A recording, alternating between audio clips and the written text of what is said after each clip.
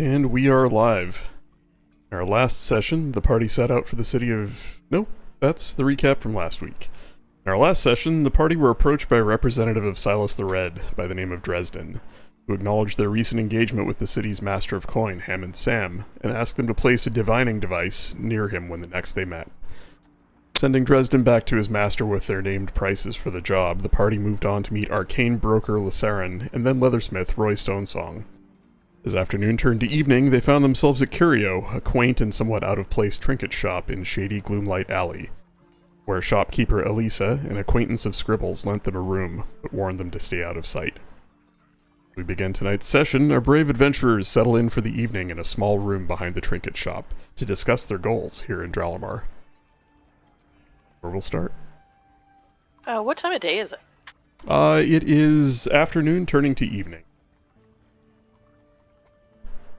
Actually, a rare time of day where sun shines between the terraces to the north and the tall buildings to the south, and the glow of the evening sun falls down the alley, casting long shadows.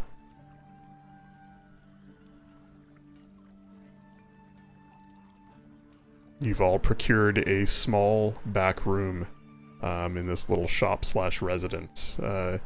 Its shelves lined with all sorts of trinkets and doodads, little sculptings and crystal cuttings of animals and various bits of mismatched fine silverware and such.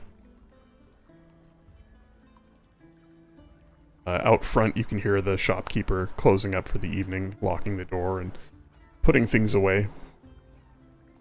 Did Lacerin tell us what... He's contacting us when he has info, yes? Correct. He was going to reach out to Keldor Maloro directly about the Draconis Fundamentum. Thought he might be interested in it. And reach out to some other buyers for the other pieces to get some prices. Said he'd be in contact, hopefully by end of day.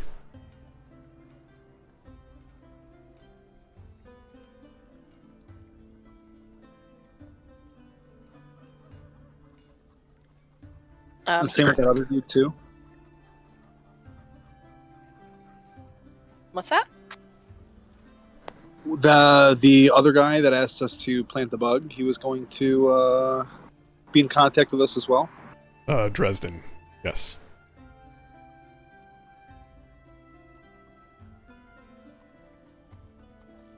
Oh, right, because we asked for certain types of payment.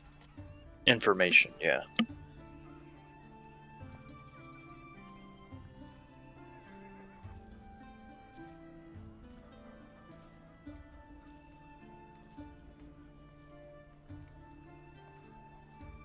And as far as we're aware, nobody knows where we're staying. The tale that you had when you traveled to Lacerin's shop was nowhere to be seen once you left.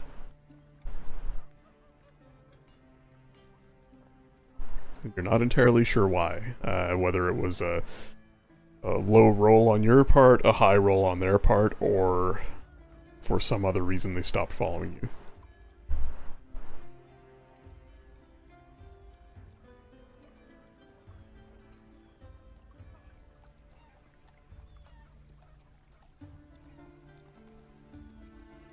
Is there anything you'd like to discuss as a group before we fast forward to the next thing? Lunalia would just make sure that the group is aware of her need to speak to Keldor Maloro, preferably face-to-face. He's one of the only individuals alive that had contact with my father and could give me some information.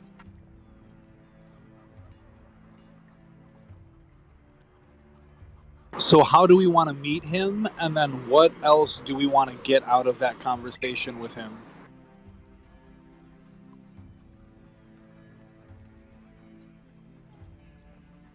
Well, we want to ask him about Paramon's spellbook. But maybe we ask him that after.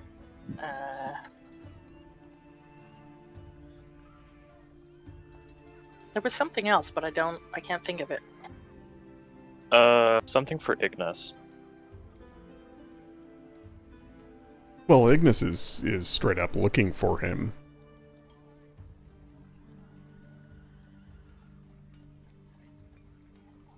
And what are Ignis's intentions? I don't think we know.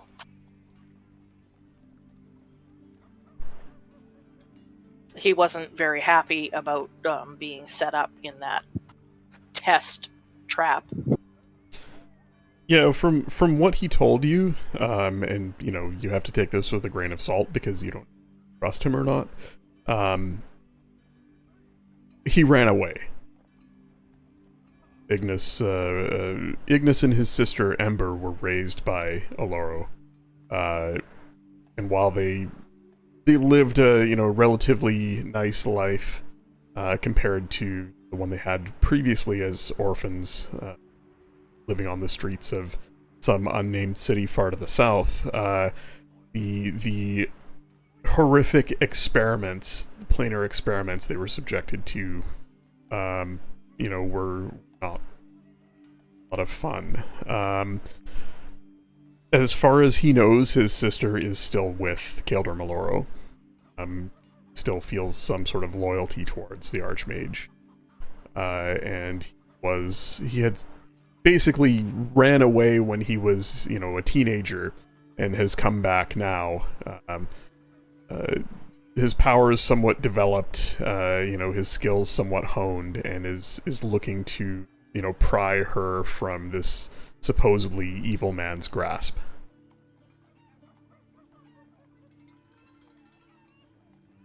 I don't recall the exact words, but in a nutshell, that's his story. He found his way back to a place he knew, which was Kaeldrim's manor house in the woods far to the east, and found a laboratory / sanctum far beneath the hill.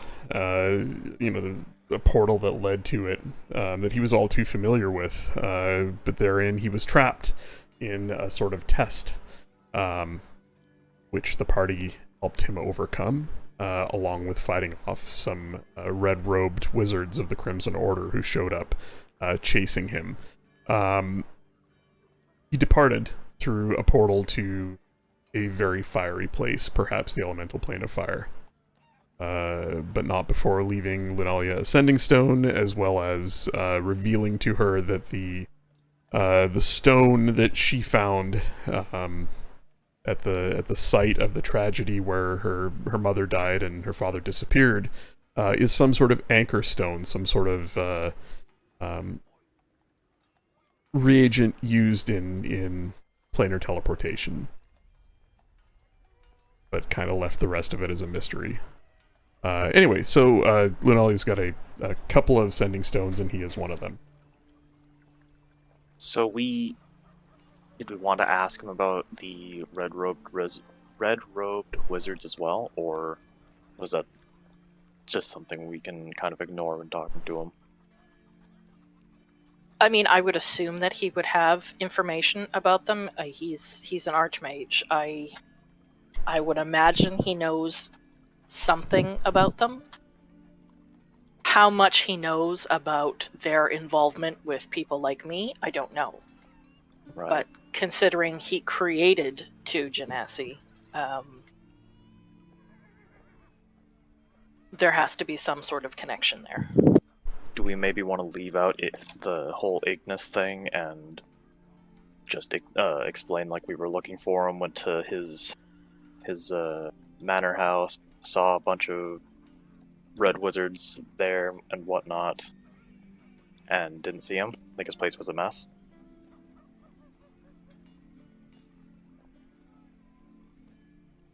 Lunalia is going to prefer not to lie. She'd rather just omit. The angle that she will use is just that his name is in her father's book. She knows that he's here, or assumes that he is. She's talked to Paramon about him. She doesn't want to bring up anything that's going to make him angry before she gets answers to questions.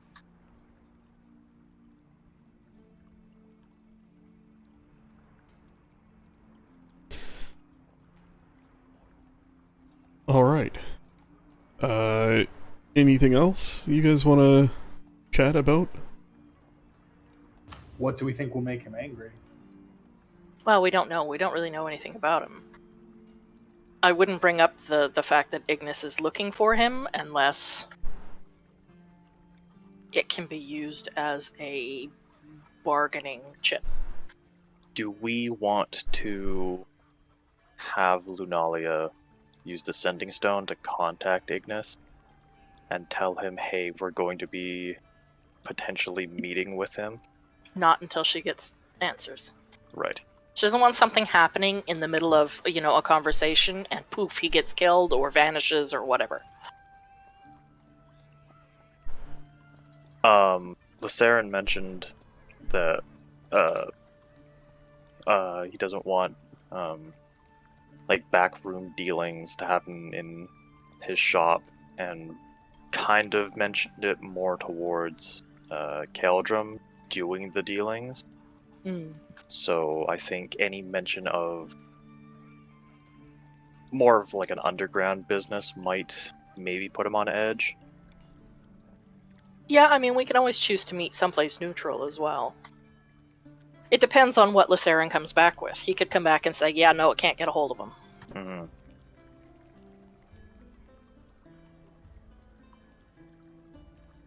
Well, it is around that time that, Louis, you hear Laceran's voice tickle your ears via the sending spell.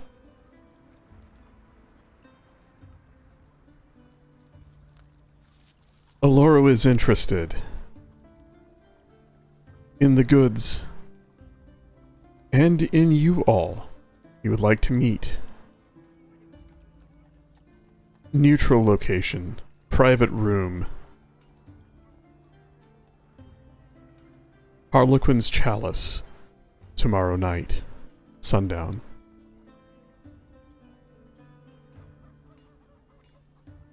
The message ends there, and you're familiar enough with the spell to know that you can reply. 25 words.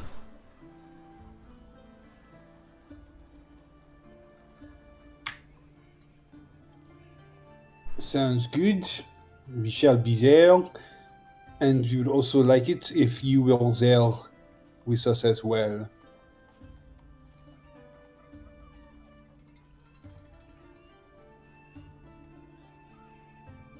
A long pause, waiting for any other words, and then a reply. Very well. I will make introductions, and then depart. If there is a deal made, I will collect my fee later. Good evening.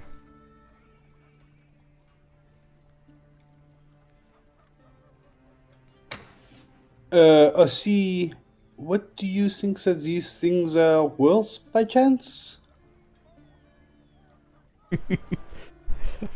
The voice comes back a little more annoyed this time at burning additional spell slots. The sum total for all parts, excluding the fundamentum, 6,000 gold. For the fundamentum, the price is to be negotiated with Master Aloro. Expect significantly higher.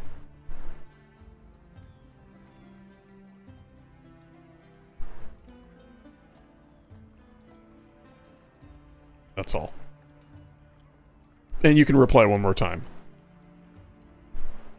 Merci beaucoup. We'll see you tomorrow.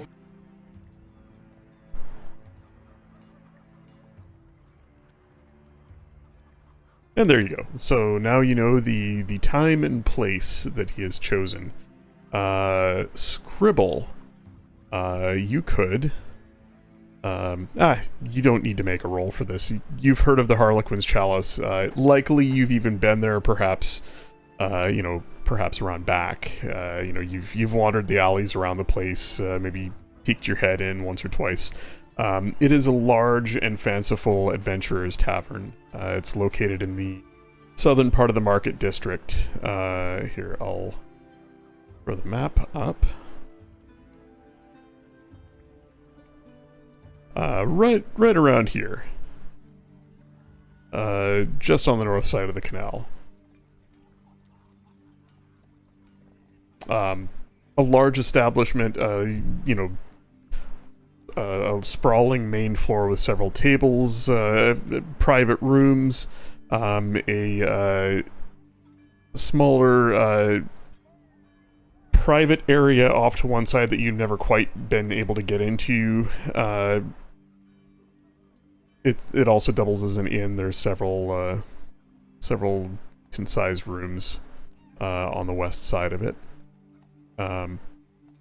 Quite a big place, and there is you've heard rumors of a strange enchantment that's been cast over the main floor that enables all within to know each other's names.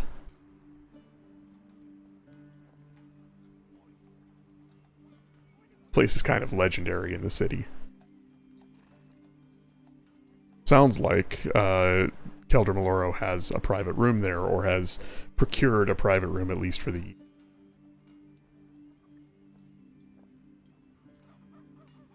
So that's just a spell that's like you magically like always going?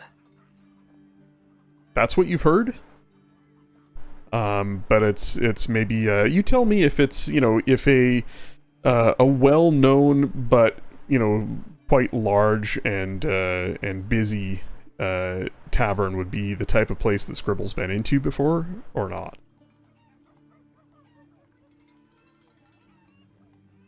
Like, it's one of the big, let's say, big five in the city. Probably would have been into it, but probably not done any business there. Okay. By business, does he mean pickpocketing? No, like actual like trading stuff. I probably would have stole some shit. Sounds right. Potential buyers, potential sellers. Yeah, like no legit like business transactions. Well, just for fun, because you've been there before. Nope, that's not how you do it. Let's do this. We'll just, if I can figure out how the hell to do this. Let me know if the map changes for you.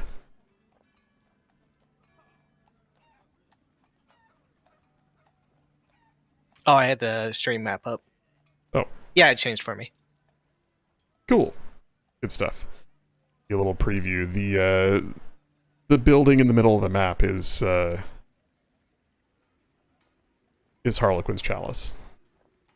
Okay. only No, send but it what to- I was kind of wondering was like, so everyone knows everyone's name in there? Is the rumor? Yeah, the rumor is at least in the main floor of the tavern. If you were to approach someone, their name would pop into your head. And if Scribble's actually been there, then yeah, first name only, nicknames. It's basically whatever. The spell doesn't reveal true names, but it was very strange when you were there. You'd walk up to someone or you get near someone who you didn't even know, and a name or a nickname would pop into your head. Oh, okay. Your gut feeling on that is whatever enchantment it is doesn't reveal true names, only maybe read someone's surface thoughts or their intent as to their preferred identity, and reveals only that. You do also remember one person on whom it didn't seem to work. Just a random person, but you might have also found that strange, that it worked on some people but not others.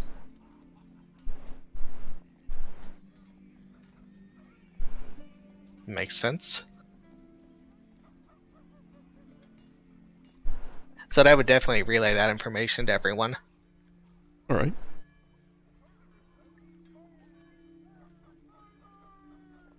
I don't know how much Scribble would have been into, back rooms, private areas. You would know there's at least one private room.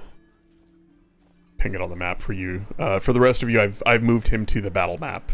Not that there's gonna be a battle, but just in case.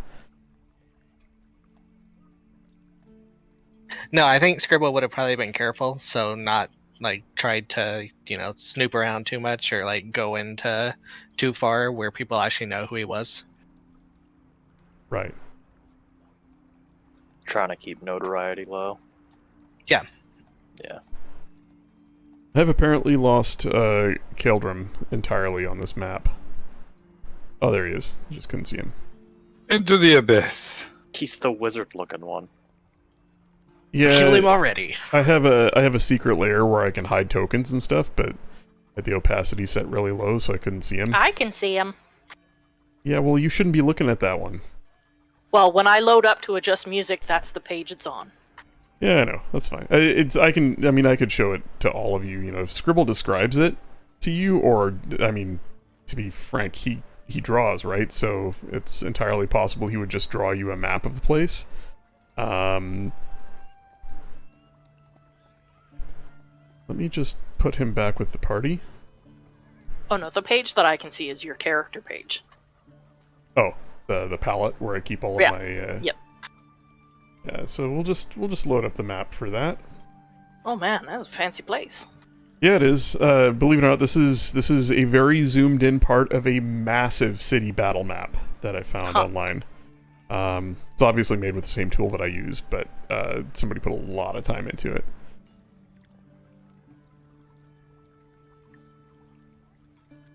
Man, I thought it I'm was gonna play a game on this map.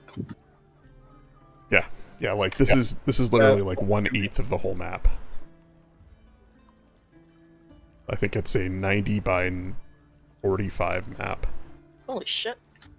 And we're looking at, what is this, 30 squares? Oh, 32 by 32 chunk of it. What took me so long was trying to get it lined up to the map because it's gridless, so, trying to resize it to fit the map. There's a feature that lets you highlight a 3x3 square, and it'll snap the image to the grid, but it doesn't work real well, so a little bit of trial and error in resizing it, and it fit pretty well. Anyway, so there's where you'll be meeting tomorrow night, and if Scribble shows the rest of you via, a drawing, or and I guess I can leave that up to him if he wants to or not, but the private room is likely over in this corner. It's maybe something that Scribble hasn't seen. He would have seen people entering or exiting it from the main floor via the door here. Sorry, are you pinging the map? I can't tell. Yeah, can you... Oh. How about that? Yep. So he might have seen people, entering or leaving the room via a door here. And he might even know that there is a door that leads to the inn hallway as well.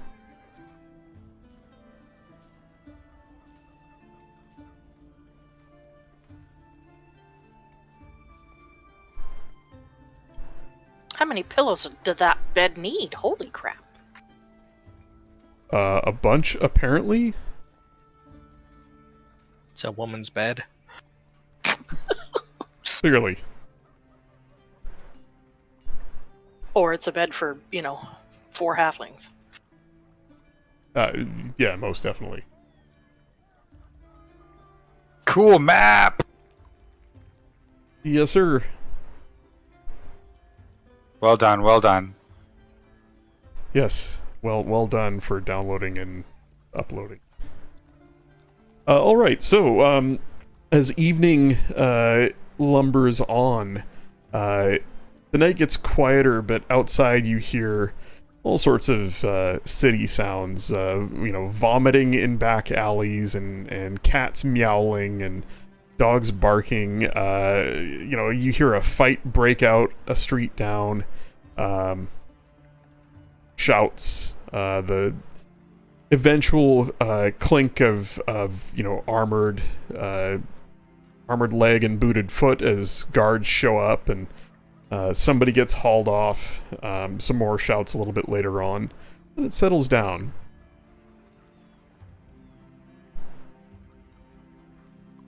Throughout this time, the shopkeeper, Elisa, stays out of your way for the most part. At one point, she knocks on the door to the small room that you're all in. And after a few seconds, opens the door a bit. I just wanted to check to make sure you're all settling in all right. I'm sorry, I don't have much food to offer guests, but I could try to put a meal together for you if you'd like. Well, so we would we're not actually hiding, are we?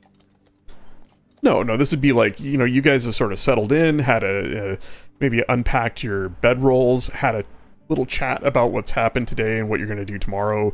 You've maybe drawn out a map of this building that you're going to, and Louise had this sending spell conversation, and it is about that time after she's closed up the shop that she just checks in on you.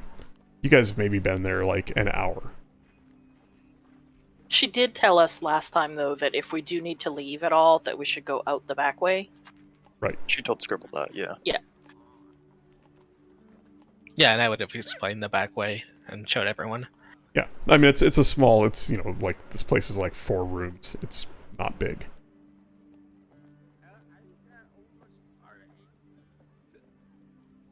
So she just leans in to check on you all and see if you've settled in all right, and offers a bit of a meal. But, without even an insight check, you can tell she probably can't afford it.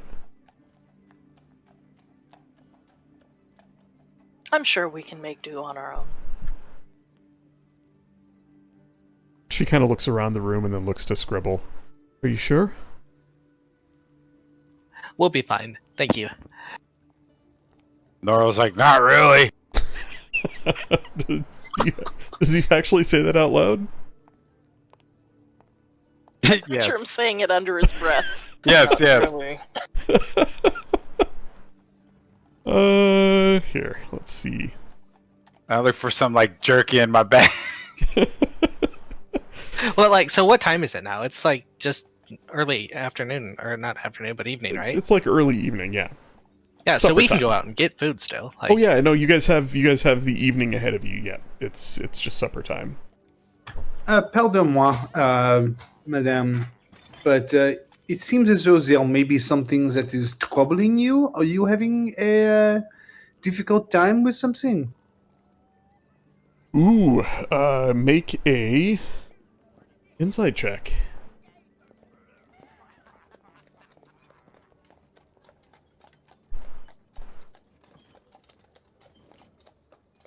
Well, fuck. Jesus. Well then, if you weren't sure before, your question elicits a look on her face that confirms that she looks nervous. Perhaps at having guests in her home. Perhaps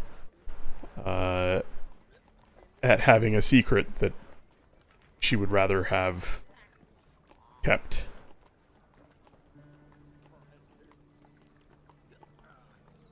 She kind of shuffles her feet and looks to the floor, glances towards Scribble, and then back to you, Louis. No, it's fine. I lend the front room out after hours to some folk who I have an arrangement with. Stay out of their way and you'll be all right. It's better if they don't know you're here, though, so if you hear anything, just maybe keep quiet. For some of us, that's a little hard to do. She looks at Noro, and then back to you, and then at Rogar, and then back to you. What sort of people are these?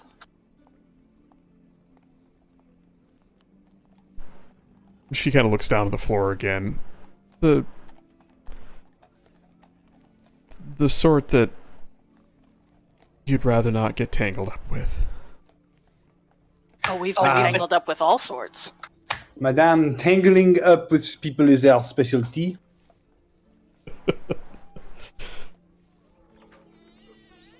No, it's all right. Just let them do their business and stay out of their way. Are She you looks at- running an illegal gambling den? Is it a on the side brothel? It can't be that bad. She looks around.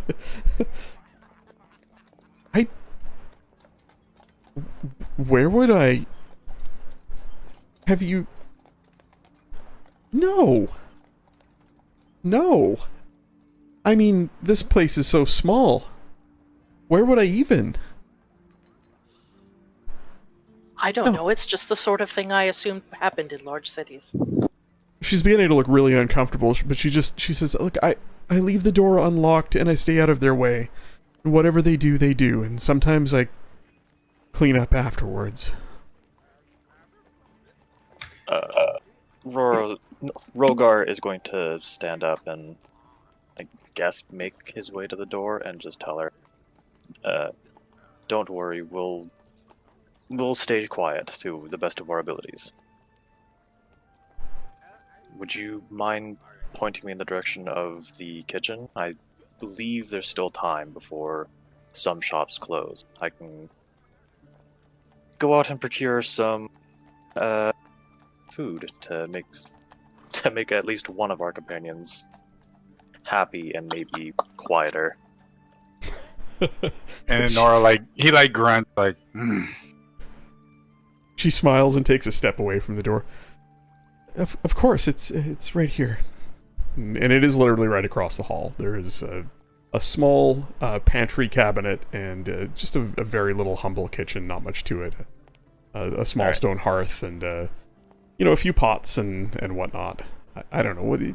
Go Google a picture of a medieval kitchen and cut it in half, and that's about what it is. Time to pull up my cookbook. I'm an amazing DM. So good at describing. Yeah, just go Google it, and, that's what it looks like. That's how poker fixes all my problems. Google, hello. I learned from I went to the Troy Valley School of DMing. It looks a little something like this, and he posts a picture. We're in the Market District, right? You are in Gloomlight Alley on sort of the edge of the Market District. Right. I'm just gonna turn to Elise and ask and be like, are you sure we should be cooking? We're not here.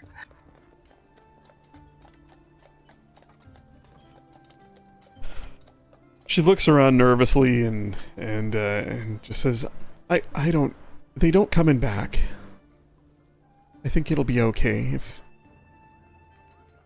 Maybe they'll just assume it's you.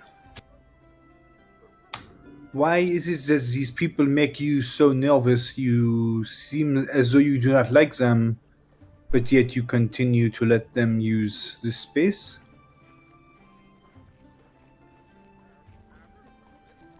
She looks at Scribble sheepishly and kind of hangs her head, and she says, it's a deal I made. Needed help. And someone came along and offered to help.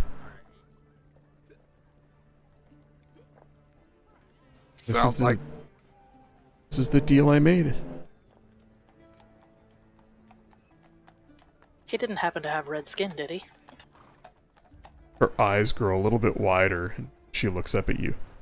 A bit of a gentleman, I guess. Well, yeah, a tiefling like... Well, a tiefling. Red skin, yeah. Nice fellow. I mean, he did everything he promised, and I really can't complain, but... Well, I just don't like the kind of people that come around.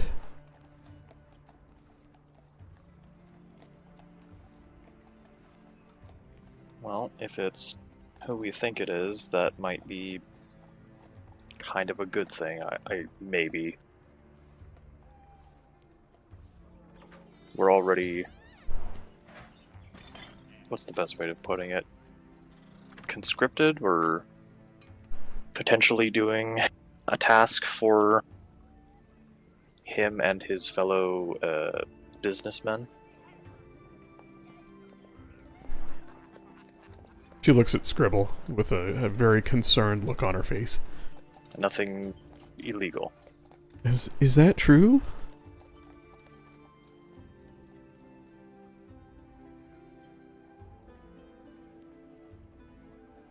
We've been asked to deliver an item.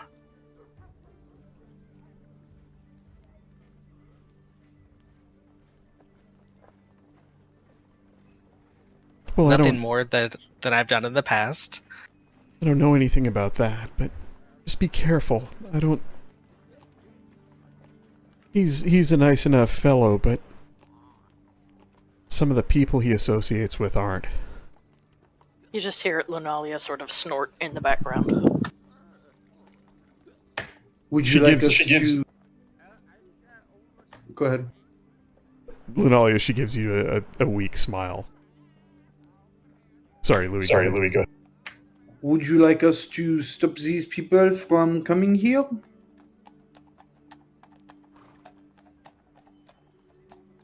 I mean, I don't want any trouble. No, you better not. It sounds like you already have trouble. But if we interfere, Louis, then Silas would not be happy with us. And he would not be happy with her. Remember, we are not here.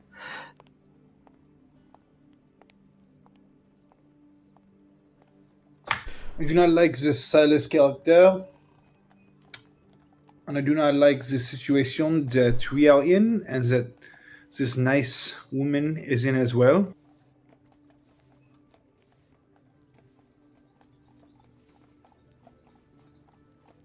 Well, maybe in the future there's a way out of it for all parties. But for now, I think we have to just let things remain as they are.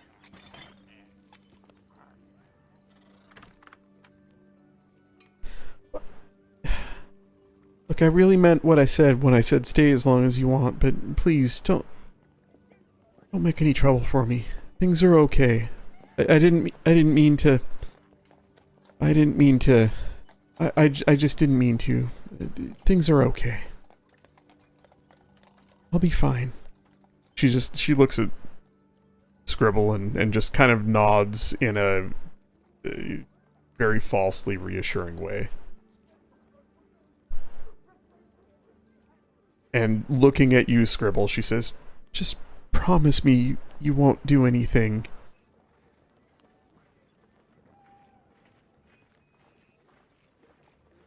You just stay out of the way. Let things happen. I'll be okay. Can I insight that I'll be okay? Yeah.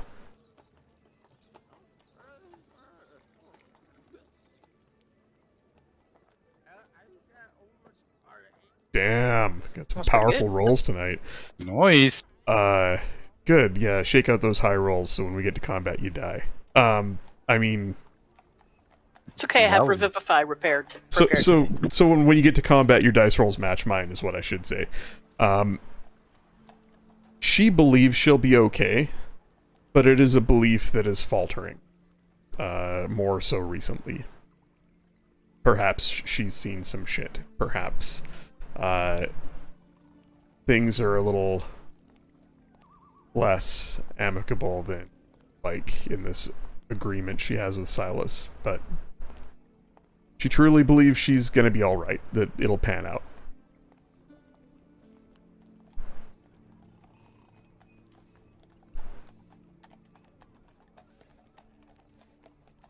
We won't cause you any more trouble.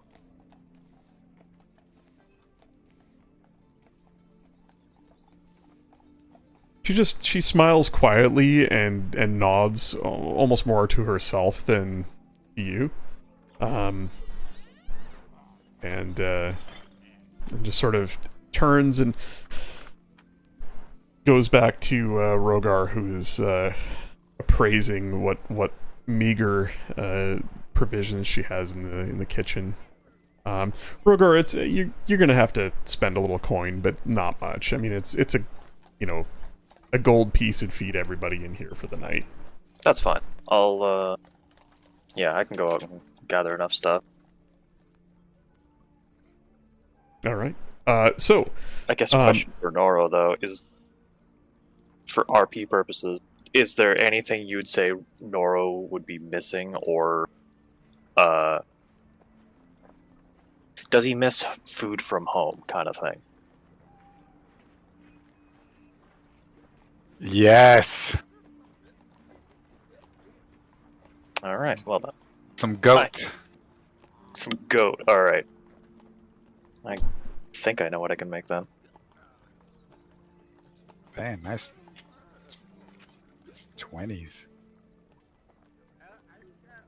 Rogar, are you gonna head out on your own to pick up some food from the market, or is this gonna be a don't split the party situation, or how does this pan out? Lunalia will go with him. Yeah, I'd say 2 people, just in case. All Like right. me and one other person, I should say. Take the druid with you to make sure the meat's, farm fresh and lived a good Kosher, life. organic. yeah. Yeah. So this chicken, tell me its life story. Oh my god, I knew this chicken. Frank? Well, no, because she has other things she's looking for in town. Nora, what are you gonna do?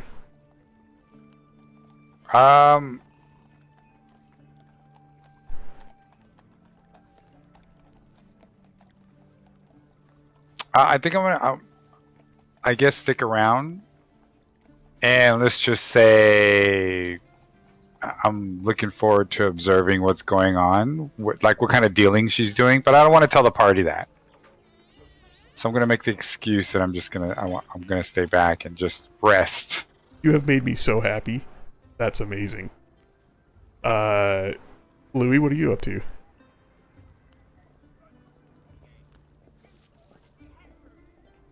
I have a. I'll actually how what is the room that we're in? How big is it? It's not large. It's bedroom size. 7 by 9. It was a storeroom, wasn't it? Yeah, kind of. Yeah, it was. It's got a window with curtains that are drawn shut across it. A single door. There is a small wardrobe in the corner. There was a variety of boxes and small pallets in here with a few things from the shop and some personal effects. Everybody's got a stash room where they just pile all their shit in, right? This was that room. It is now, for the most part, you've stacked some things up along one wall and made enough room for the 5 of you to to lay out your bedrolls and kind of sleep side by side on the floor. It's not great, but I mean you've camped in far worse. It is a hair smaller than Chez Louis. By a couple feet. Is there any kind of table space or anything here? There's floor space, and you could ask her if she had a table or something you could drag in here. I'll just pull out a mobile workspace. I also will do the ritual of unseen servant and have that help me set up a little workspace. Oh, you could totally make a little table with some of the boxes and a pallet that are in here. Yeah, and then I have some item stuff that I'm working on crafting a little bit. Just research and stuff. But then also at some point,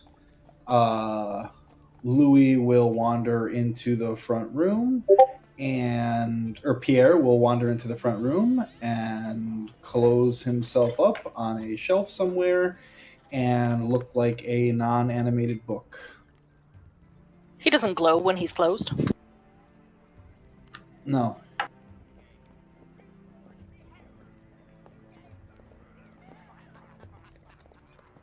All right. You find an opportune time where she seems to be in her own room, out of sight, and the book floats over and folds shut, sets down on a shelf, hopefully somewhat inconspicuous. There There are a handful of books on a shelf. Very dusty, old, musty tomes. Got lights on the shelf next to them. He quickly grabs some dust and throws it on himself. Ah. Yeah, quick ruffle of the pages, and a puff of dust floats up and then settles down.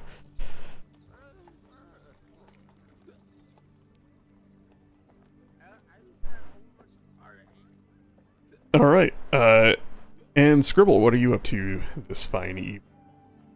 Would I have noticed his book flying out, or was he doing it discreetly?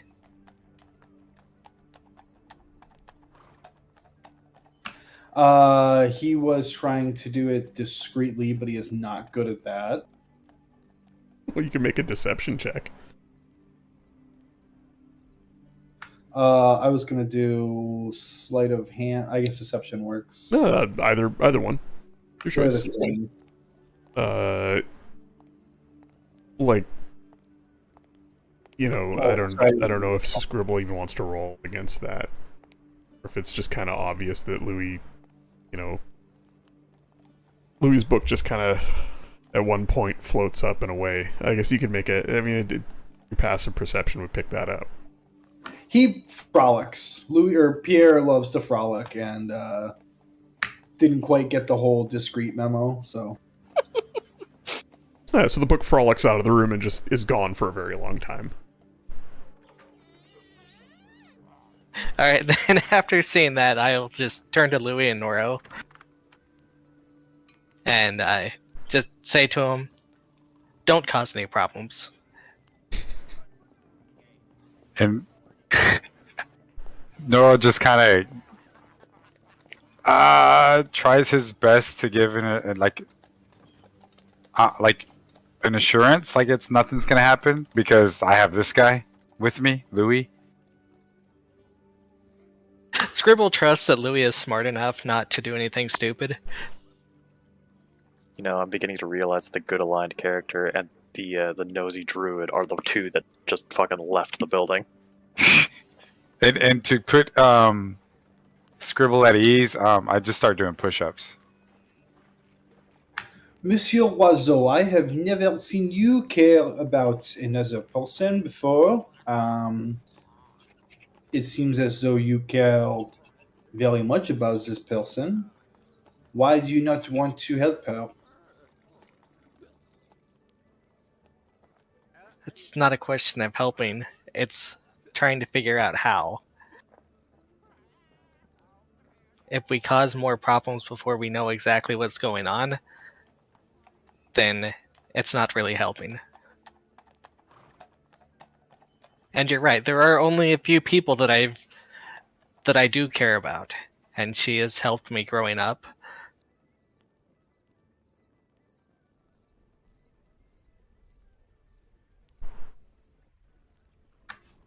D'accord. I promise that I will not intervene.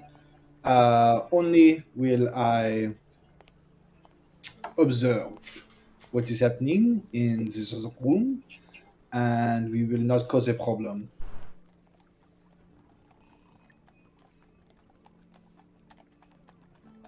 I trust you not to cause problems. Lunalia, I'm not so sure of. That's part of the reason why she left. She wanted to stay for meditation with Noro, but It does seem as though sometimes that she does have her own motives, and we do not know what they are going to do. Do you need anything outside of this room? No, I am perfect right here.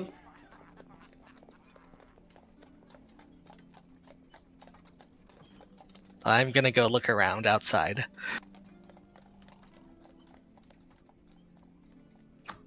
Okay, please just squawk if you need something.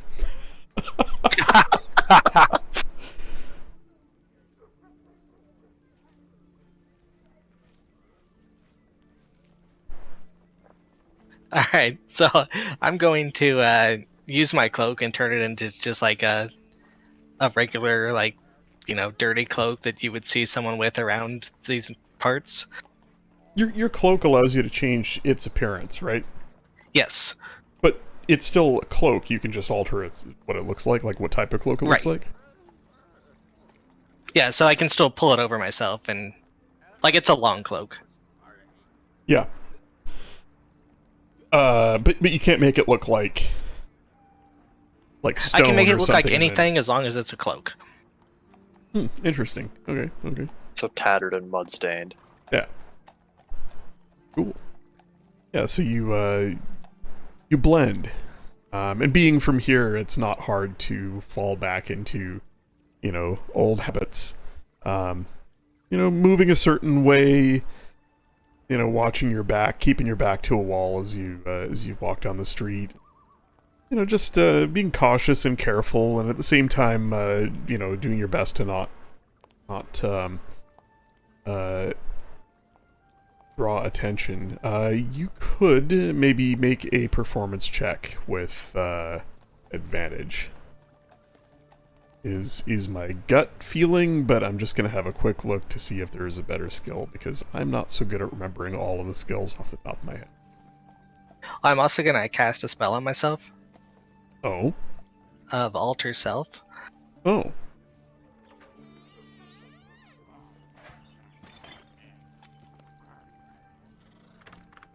And just look like a normal person that would be around here.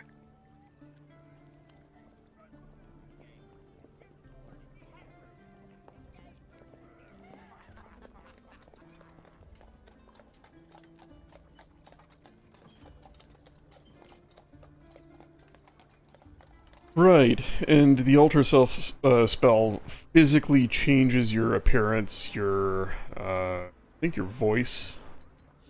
Not your voice. Yeah. Your voice. Yeah. Your voice, pretty much everything, it Yeah, looks like. It's everything. Yeah, the only thing it doesn't change is the clothes you're wearing.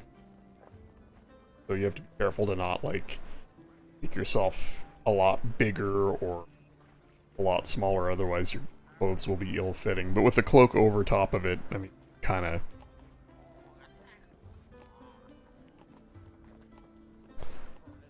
You can make it... Yeah, what do you, what do you look like? Just, Joe Peasant? Yeah, just some dark-haired, random-looking peasant that's running around this neighborhood. Alright. Are you just having a little scout about, or are you actually going somewhere? No, yeah, just scouting the area, just kind of seeing who might be looking around or making sure that it's safe where we are. Alright, give me a stealth check, with advantage, and a straight-up perception check. Stealth is sort of... I think the stealth is probably a better, blending in skill than, performance.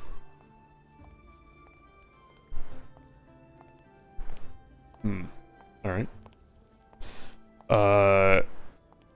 Rogar and Lunalia, you two head towards the market district. It is a fairly good-sized chunk of the lower part of the city.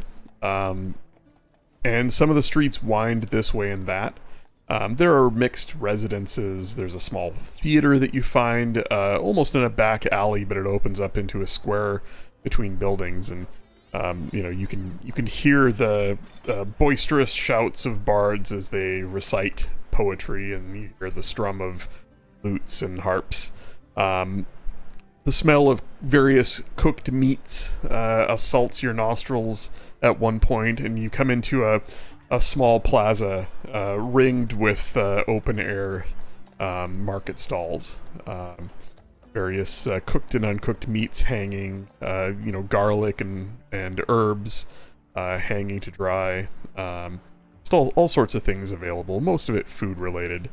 You do hear the clang of a hammer on anvil some distance away, and perhaps the shout of top-notch swords off in the distance, as one might. Here in this shitty my Novigrad God. knockoff.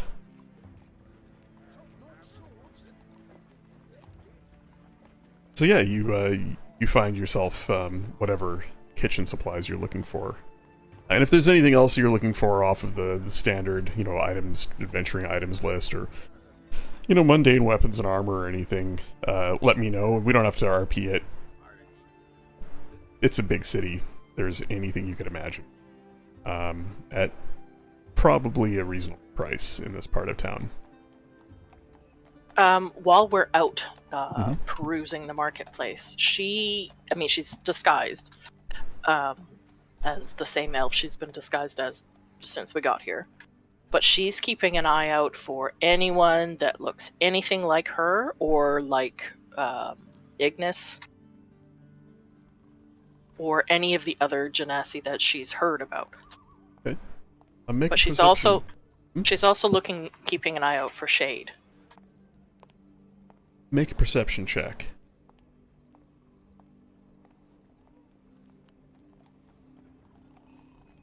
Jesus, a natural 1 gets you 11? Yep. That's Wow. crazy. Terrible. That's crazy. That is literally the lowest you can roll on perception. Wow. Yeah. It's terrible, but it's not. I mean, it still beats an easy DC. So something that's fairly obvious, you'd still catch. So I would chalk that up to there is a lot of people here. It's too much noise, too many smells. She's distracted. She's uncomfortable. Yeah, this place is not your jam. But you do pick out in the crowd occasionally one, and then another, and then a pair of them, short, hooded figures moving throughout the crowd. Here in the evening, as the sun is setting, long shadows and moving amongst those shadows, you pick out.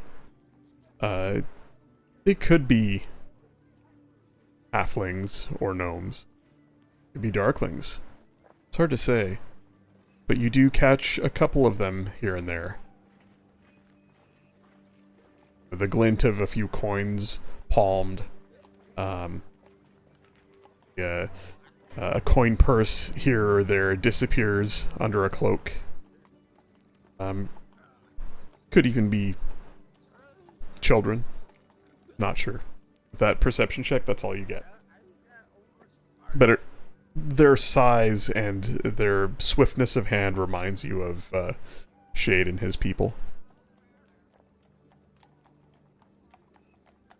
So she's basically gonna tug on Rogar's cloak while he's haggling over some potatoes. Rogar, there's some people that I need to find here. Well, that I hope to talk to. And I think I've spotted some of them, but they're elusive. All right. Finish up your shopping. I'll keep an eye on them. But we might need to move quickly. I can't just run off by myself this time.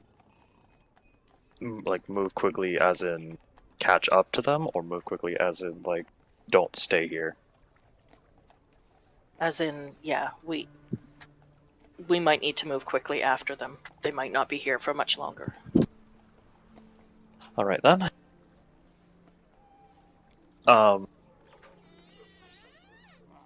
You said I looked at all of her provisions that she had at the house, right?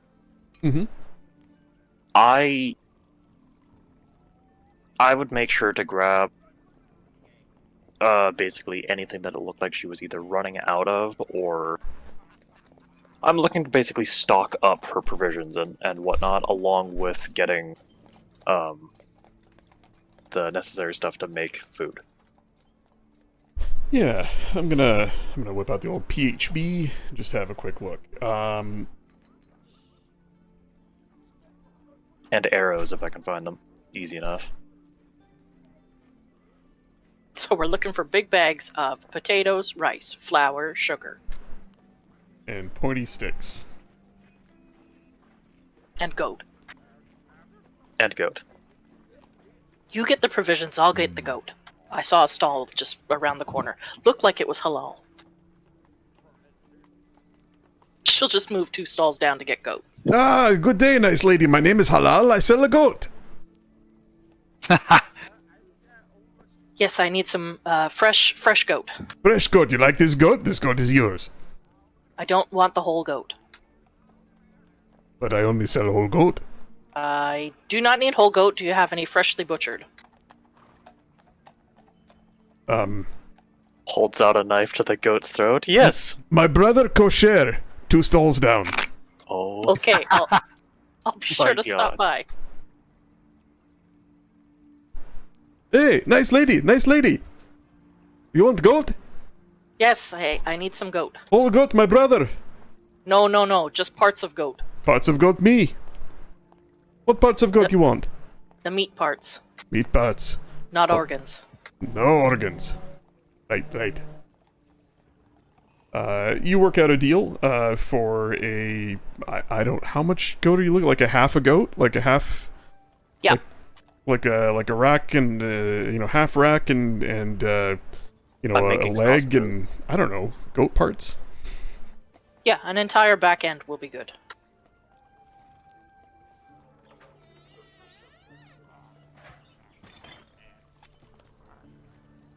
She's looking for like 6 to 7 kilos of goat.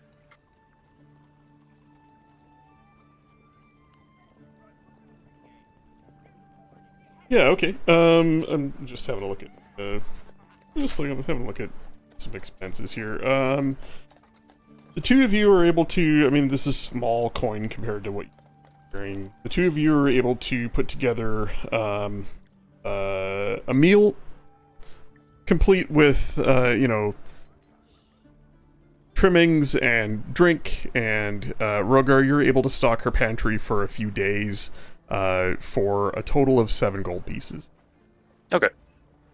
I mean, a modest lifestyle costs 1 gold a day.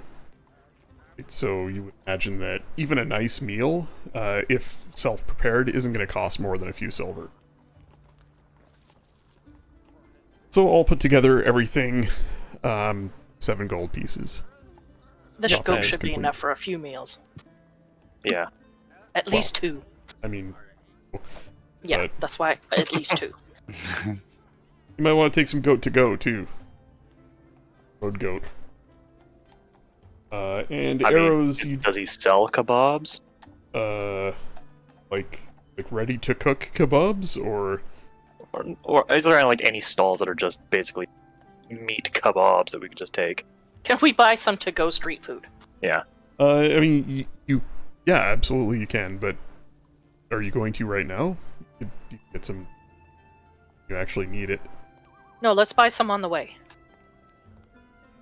Like, to Nope. eat on your way back, or... Yeah, enough for all of us while Rogar's cooking. Enough to tide Noro over so he doesn't get impatient. We'll while buy I'm 10 cooking. skewers. Fair enough. 10 skewers, 5 of which are for Noro. Yeah. Basically. Let's see.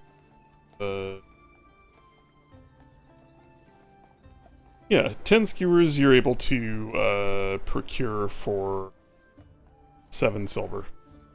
I got it. We're paying for Or- the goat and all the other stuff too. Or round up to a gold piece if you want to make somebody happy. Yeah, I'll round up to a gold piece then.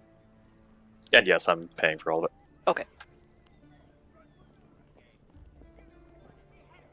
Okay. I'll I'm- look at, I want to say 20 euros. Yeah, 20 euros or a gold piece. You find a couple of general provisioners that have just a variety. One of them has just a shit mix of kind of crap weapons and like a half suit of leather armor that is previously enjoyed and has a very suspicious stained looking hole in the gut. A couple of rusted swords, a bucket with a couple of bent bows in it, but a decent quiver full of arrows. You keep walking and you find another provisioner that is a little bit better stocked, and the arrows that he sells are they appear straight and true. Yeah, I'll buy a bundle of arrows. All right, 20 for gold. Yep. Alright, well, with provisions and ammunition restock, I guess we can chase after whoever Lunalia needs to chase after. Yeah, so she's been sort of keeping an eye on one of these little people. So once we're all done with our purchases, she's going to head in their direction.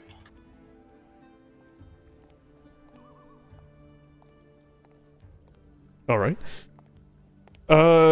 Following after them is not easy to do. You manage to track one of the figures, and he darts sort of in and out of the crowd. You see the flash of coin at least twice more. Go ahead and make a dexterity check. As you sort of weave through people trying to keep up with this individual. You could even make it an acrobatics check if it made you feel better. Both of us or just her? Well, Just is her. it a dex saving throw or is Nope. it an acrobatics? Just call it an acrobatics check. Okay. This is the, dodging drunks at the club without spilling your drink.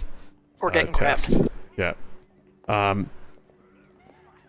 You don't keep up. You lose sight of this individual. The dark cloak flickering in between people. You lose them. And just when you think that all is lost, you look up, and in an archway between two buildings, in a sort of shady spot, you see the cloak just standing there. The figure has stopped. There is a hand on its shoulder, and you follow the hand, pale skin, almost white, clawed fingers. You follow the hand up to the arm, up to the rest of the figure. It is a figure cloaked in gray, hood up. A white, short, pointed beard juts out from beneath the hood. And the hood sits wide, almost as if this creature's head is wide, or perhaps it has horns. Soft glow, golden eyes from beneath the hood. Not something I recognize. No. And the figure is tall, probably Rogar's height. You see this short, cloaked figure with its back to you just stopped. And this tall man has his hand on the cloaked figure's shoulder. He locks eyes with yours and then looks down at the figure that you were chasing. And you see a hint of a smile from under the hood. Can Lunalia interpret with her terrible social skills whether that is a good thing or a bad thing? Make an insight check. I do have some points in insight. Jesus. And you use most of them. From what you can tell, the short cloaked figure is not standing still of his own will. There is something very unnatural about his pose, like he stopped mid walk and is not moving.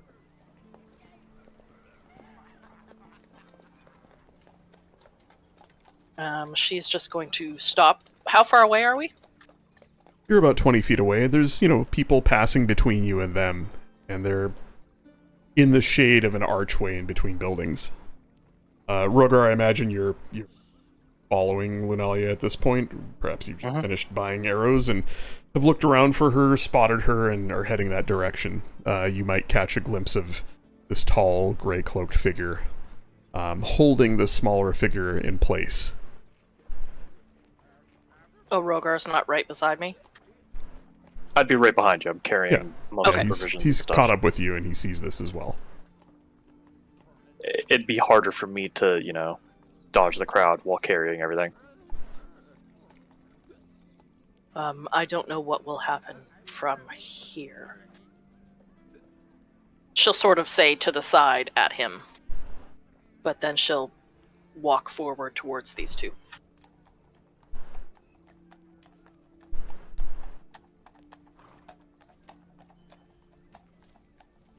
Rogar will follow. Let him go. She says to the tall figure. He nods slowly. Of course. He is yours to speak with. And he takes a couple steps back. Releases Oh my god, his is it hand. Benath? It's her Maybe. die! Do Maybe. he have squid face? He does not have squid face. He has a large square jaw with a short, what looks like normally neatly trimmed white beard that comes to a point, but it's a little shaggy. It's grown out a few days perhaps since the last trimming. Kind eyes that have a soft golden glow shine down at you from his tall frame. Shaded by the hood over his head. You see pale skin, almost pure white in color. When she reaches the smaller figure, she's going to put her hand on his shoulder, or its shoulder, and sort of turn him or her so she can get a good look at them. You turn the creature around, and its feet kind of shuffle as it turns, and you see that familiar darkling face beneath the hood. Bandages wrapped tightly around the lower half of its face to block the sunlight. And we're in the alley now? You are, imagine just a space between, a narrow space between buildings. You could call it an alley.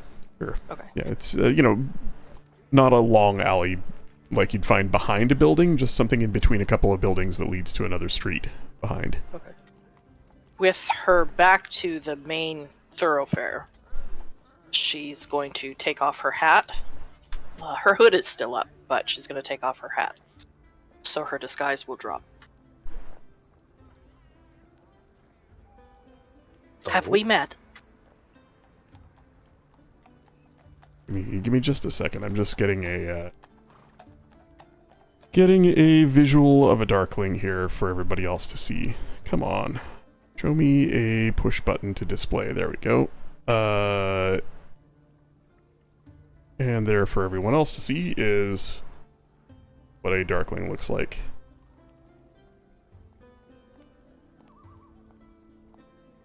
Oh, they got Draenei feet. The little short guy. They're like a kind of like a fey gnome.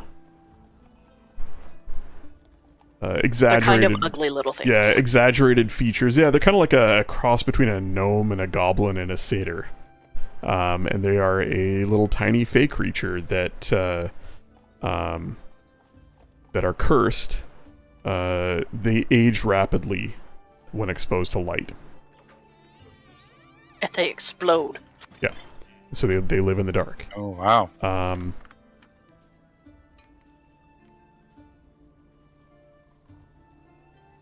And Shade, Linalia's friend, who traveled with her early in this campaign and came from a sort of 000 session that we did, is a taller, older version of these little guys that is more sort of dark-skinned, elf-looking. He used to be one of them. Yes. Yeah, there is a transformation, a ritual they can go through to become an elder, where they basically channel some of the light out of them through a set of sigils tattooed on them.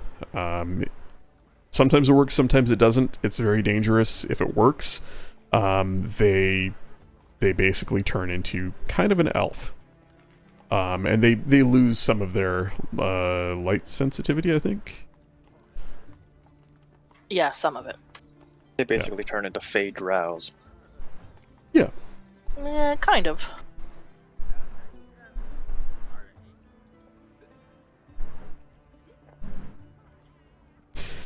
So you see the, familiar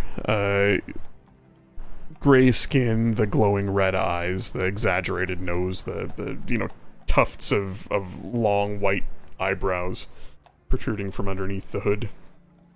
The creature looks terrified. But the look on his face changes as you drop the disguise and he sees your true form. You know who I am. I don't know you, but I was asked to watch for one like you. You know Shade? Yes. Do you know where he is? I do. Not a place where you're allowed. But I will send word to him. Where can he find you? She will give detailed instructions on where exactly to find her. The little creature nods, taking mental notes as you give him a description of the, I'm guessing the place you're staying? Yeah, she'll give instructions to come in the back way, don't use the front. He smiles a wide, pointy-toothed grin. I know the place. Dark things happen there. Who is this? She sort of glances up at the tall figure. As you do, the Darkling runs off into the depths of darkness further down the alley. The tall figure just lets him go. Apologies. My name is Chrono. I saw him running, and I thought to stop him for you. And you are? Just one who does a good deed from time to time.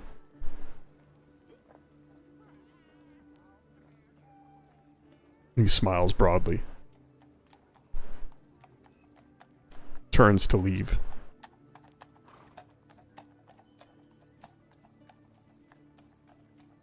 Ah, shit. I just realized I gave the exact description of where to find us to that little dude while the big dude was there. So, she's gonna turn to Nora and be like, I'm not Rogar. Nora. Rogar. What did I call you? You called me Nora. Oh, Rogar. Pretty close. I also Yeah. picture that guy walking away and saying, I'm gonna be here for a few days. I know where to find you. I might have spoken before I thought what I was saying. Oh well. That seems to be a habit of yours. I'm sure it'll be fine. Please disregard everything that you heard in the last 2 minutes, sir. I'd appreciate it. He just kind of looks over his shoulder and smiles. Nods. And just kind of wanders off slowly. His yes, let's... gray cloak trailing the ground behind him. Does he have funny bent back feet too? No, he does not. But you do see the swish of the tip of a tail underneath the cloak. No, he's not Draenei, he's just a tiefling. Mm-hmm.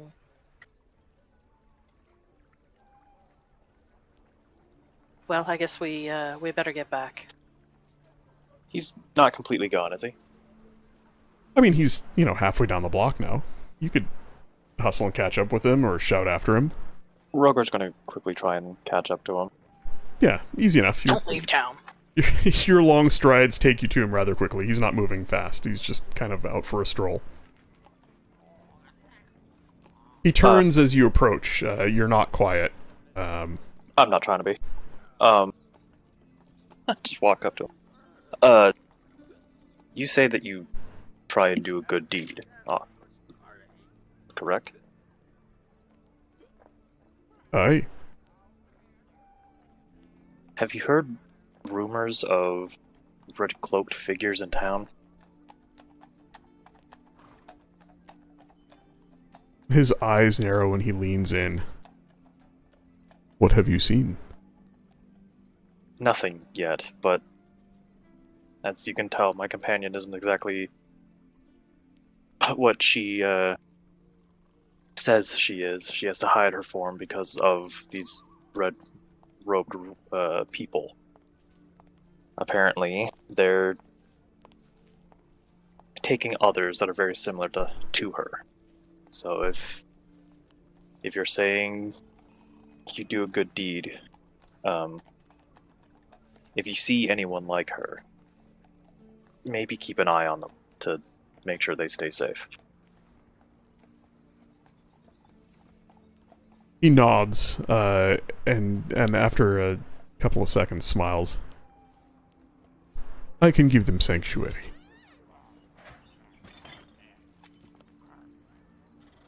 Rogar's gonna offer him a kebab. He smiles and takes it from you. No good deed goes unpaid for long. Takes a bite of it and just nods at you and starts to wander away again.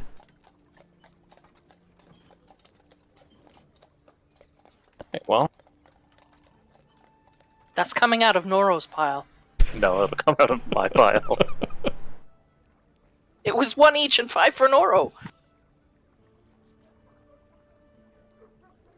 Yeah, there's only 4 of you. There's 5 of us. I guess there's 5 if you include what's her name. Yeah, okay, it can be out of Nora's. He won't know. He'll know. Somehow he'll know.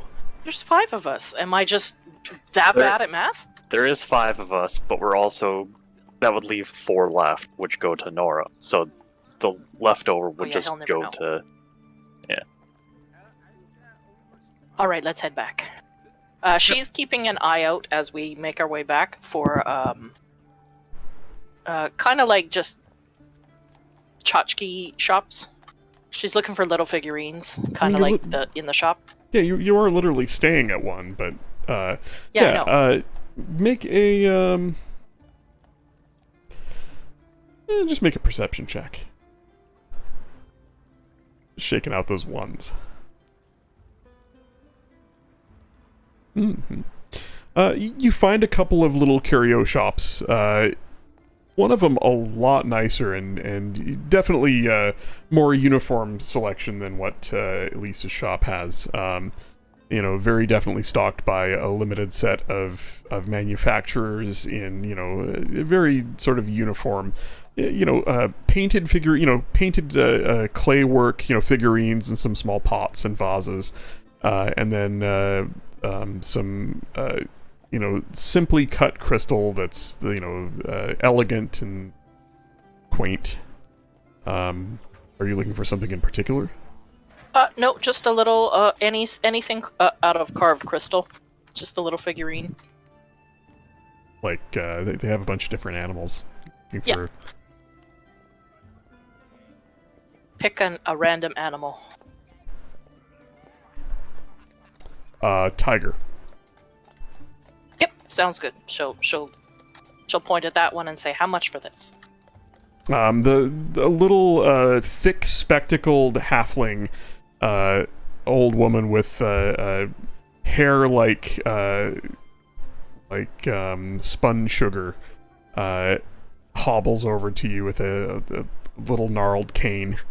Oh, for that one, 15 gold pieces. Rogar, is that a lot? She looks up at Rogar, her eyes diminished through the thick Coke bottle glasses. Well, for something like this, that's pretty good. All right, I'll take it. She nods excitedly. You think you can almost hear her neck creak as her head wobbles back and forth. Would you like it wrapped up, or are you going to... Yes, wrapped would be great. Oh, she reaches out with a gnarled, knobby-knuckled hand and takes it from you delicately but shakily and goes back behind the counter. It disappears completely behind the human-sized counter. After a few seconds, you see her large mound of hair atop her head rise above the counter as she hobbles up an old creaking step stool. You hear the sounds of paper and the rip of ribbon, and she places it on the edge of the counter for you with a shaking hand. Well, there you go, dearie. I hope you enjoy it. And it was 15 gold? Mm-hmm. Okay. She'll hand it over and take her parcel. Well, you have a wrapped little crystal tiger. We should get back before anyone gets into trouble. Fancy. I imagine they can probably stay out of trouble for a while. Well, Can they, though? as you're musing about that and strolling back, Scribble, your perception check picks up on some not so nice dudes making pretty much a beeline towards Elise's shop, Curio. Oh, thank God we're out. 3 of them approach the shop, and the 2 of them sort of step one to each side of the door and look around, while the 3rd one just opens the door and walks in. One follows, and then after 30 seconds or so, the other, after he's satisfied that nobody's watching them. A minute passes.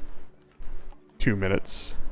Noro, Louis, you hear the, of the door open out front. Booted feet on the plank floor. As one individual enters the shop, and then at spaced intervals after, one more, and then the 3rd. And then it's quiet. You hear the quiet murmur of voices, and then it goes quiet again. When I hear the door open, I would start perceiving through Pierre, Alright. watching and listening. You see 3 figures. None of them particularly fascinating looking. All very typical street thugs.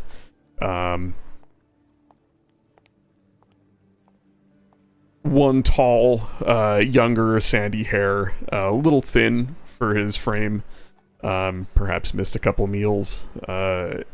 His jaw hangs slack at an odd angle, like there's maybe a brain cell or 2 missing. Another one, curly-haired, mean look on his face, large nose. And the 3rd one, shorter than the other 2, hair shorn very short, a large scar down the side of his face. All 3 wearing, a variety of light leather armor. What you might see, a goon or a street thug wearing. All 3 armed, with nothing more than, a short sword or a dagger at their hip. No marks, no uniforms, just 3 dudes. They look to be fairly casual. The shortest one, probably the leader of the 3 based on how the others speak to him, just leans back against the counter, seemingly waiting for someone or something.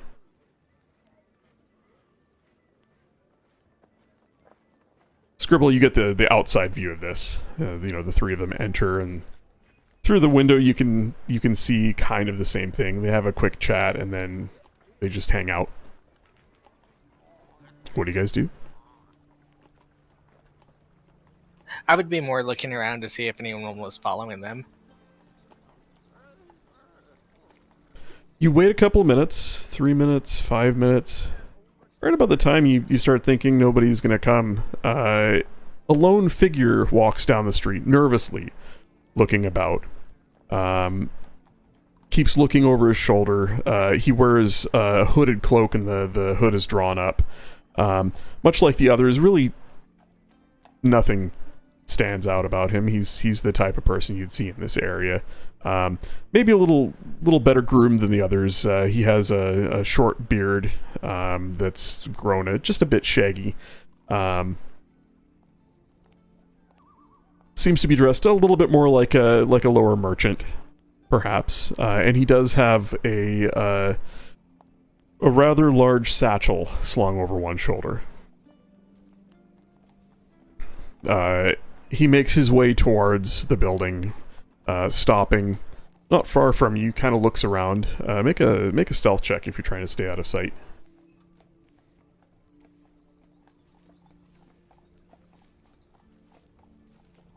Nice. Mm-hmm. His eyes pass the spot where you're at, linger for an uncomfortably long time, but then he makes his way right to the door. Looks in through the window, nods nervously, sort of wrings his hands, and then calms himself a bit, takes a deep breath, opens the door and walks in.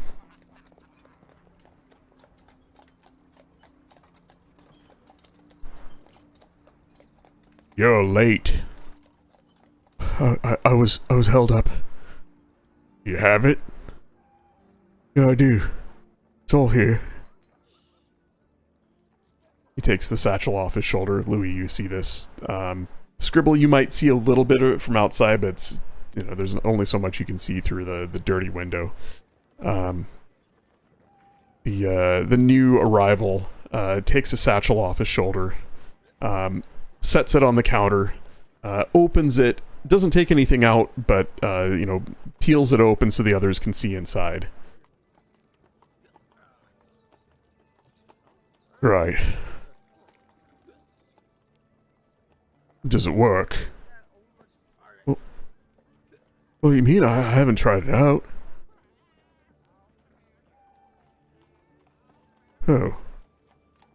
I'm not paying for something that I don't know doesn't work. Well, it's dangerous. Right, but I want to see it in action. Well, but it doesn't work like that. You gotta spend some time with it. No, you don't. Louis, from your angle on the shelf, you see the short man reach into the satchel. There is a flash of steel. Let me show you. This is how you test whether it works or not. And he stabs the new arrival in the gut with what looks like a large, ornate dagger, or perhaps a short, curved sword. It's about the length of one's forearm. The figure collapses on the blade, slumps against the counter, and drops to the ground, blood pooling around him.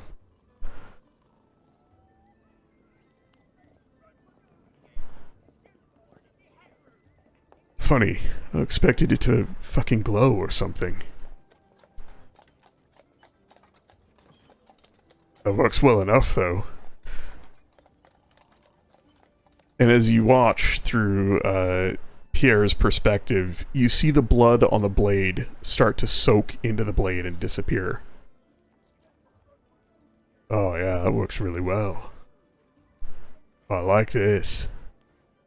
I like this a lot. Even better that it's free. The man holds the blade, watching the blood continue soaking into the blade until it disappears, leaving it perfectly clean, mirror polish. He flips the blade around between his fingers expertly, tucks it under his jacket, and then Louis and Noro, you both hear this clearly. Hey, shopkeep! Got a mess out here for you to clean up.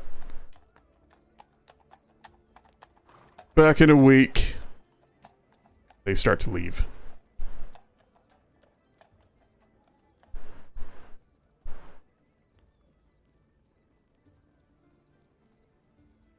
Scribble, give me a one more perception check, just to see how much of this you pick up from, you know, across the street watching through the window.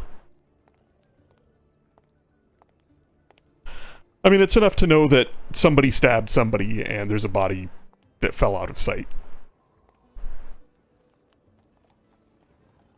These guys are stupid. They didn't close the curtains. Nope. Once they leave the shop, I'll relay everything that happened to Noro.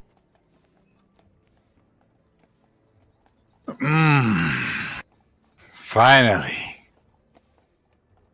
Moment to dance. Oh dear.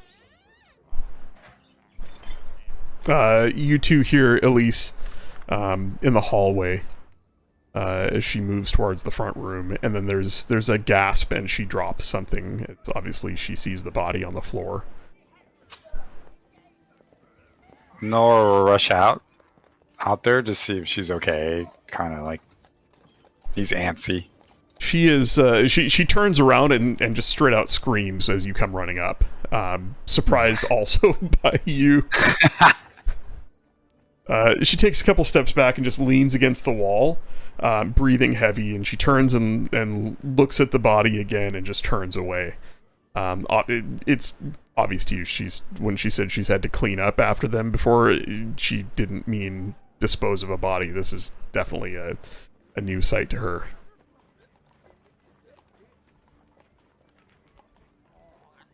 She just leans against the wall, shaking. Nora's just gonna like look at her, kind of obviously see. Probably not a good time to talk to her.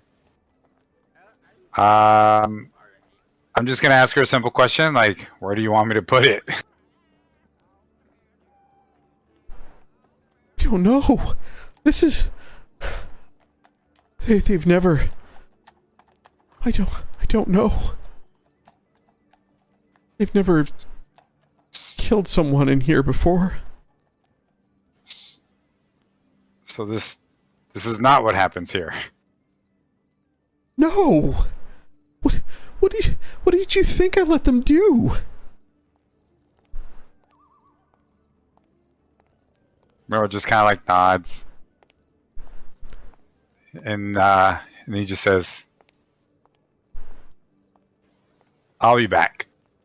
She just kind of sinks to the ground and puts her head in her hands, and Noro, even with your limited perception, you notice that when she buries her face into her hands, as her hands slide up to her forehead, they somehow sit a couple inches away from her forehead, yet somehow her head is leaning into her hands. It's a strange appearance, strange sight.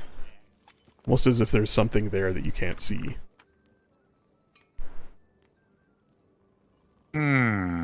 Make an investigation check. Right.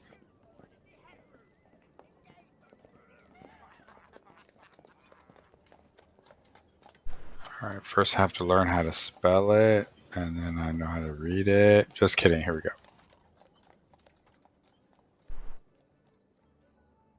On brand. Something weird. Something weird. But you've got bigger fish to fry. What are you doing, Louis? What are you doing? And Scribble, what are you doing?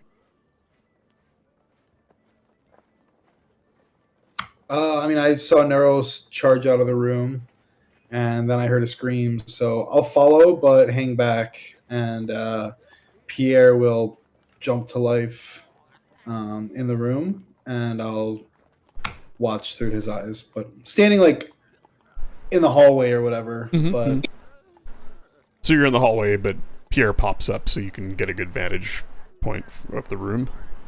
Yeah. Yeah.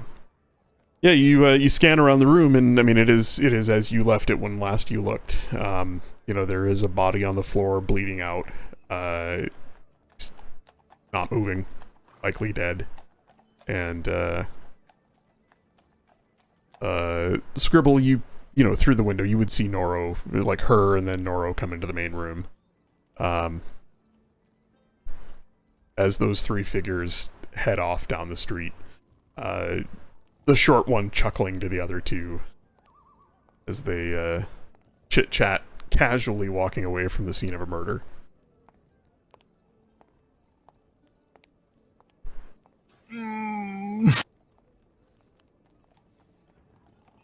Sorry, what was that? Noro's anxious! I'm gonna follow him. I like to make my NPCs have a bad time in front of you guys. It's fun. It's a fun way of torturing the party if you care about the NPCs at all. Alright, Scribble, if you're going to follow them, go ahead and make a stealth check as you... Give me two roll. I'm going to take the first roll, but go ahead and roll one more time with advantage.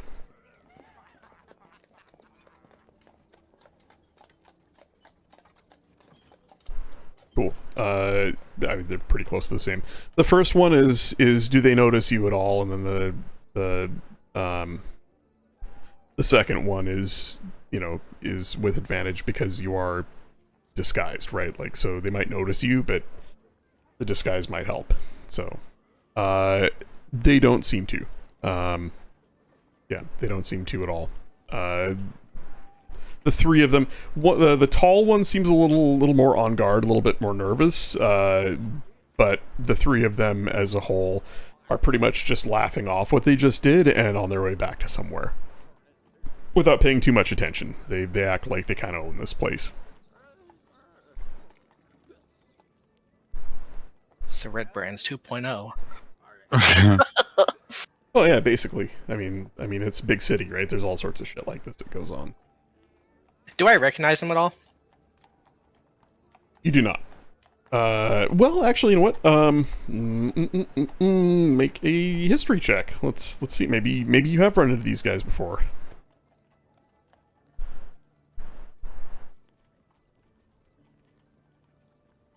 The short guy with the close cropped hair and the scar down the side of his face. A 13 isn't enough to get more than he's familiar to you. You may have seen him around. You may have, you may have passed him before on the street here in Gloomlight. You may have seen him hanging around the Fence's place, around Kaldor's place. You know, looking to sell something, looking to buy something, or you may have just seen him at a distance. You know, at one of the local watering holes around here. There's something familiar about him. You know, from your past, but he's nobody you've crossed personally. All right. And that was the only one that I had recognized at any like, yeah, like their group or anything. Yeah, you recognize their type, but only the short one that seems to be the leader of this group is even somewhat familiar to you. Okay.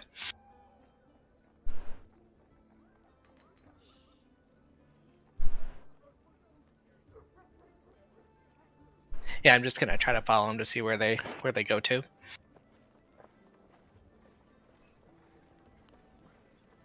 Or if Noro and Ray run out.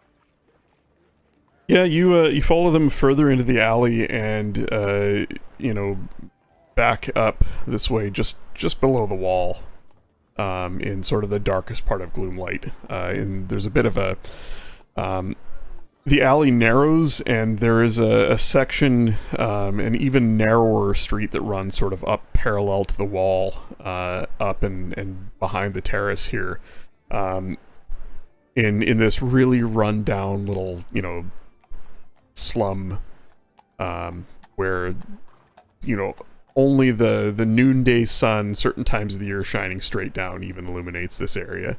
It is dank and dark and reeks of all of the most vile things. And you see them disappear into a doorway there. Light flickers on in a small window. And that's where you think they end up. Does it seem like it's a house or like a business or? It is like a back door into maybe a residence. You know, the door kind of hangs on one hinge. It doesn't shut properly, and you know the stonework on this building is run down and crumbling, and you know, there was glass in the window at one point, but it's long since broken. You know, there's just a shamble of a frame left. A half a curtain hangs tattered in the window. You can see someone into the room, but you know there's only a candle or a small lantern lit in there, and so it is fairly dim. Can I tell how big the room is? Judging by the shape of the building, you know, these buildings here are 2 to 4 stories tall. And closely packed. Yeah, judging by the shape of the outside of the building, this room is probably 15 by 25-ish. There's likely stairs that go up to the second floor that take part of the space. You know, if it's like other residences in the area, there might be a hearth, a door on the other side of the building, perhaps, and then a couple floors above it, living space. The bottom floor is, you'd guess, open plan, you know, somewhat of a kitchen pantry area in a main room, and then, you know, some sort of quarters in the loft area above. Okay. You gonna do anything? Watch them? Yeah, I'll wait for a little bit outside to see if there's anyone coming or going. Okay. It's quiet for a long while.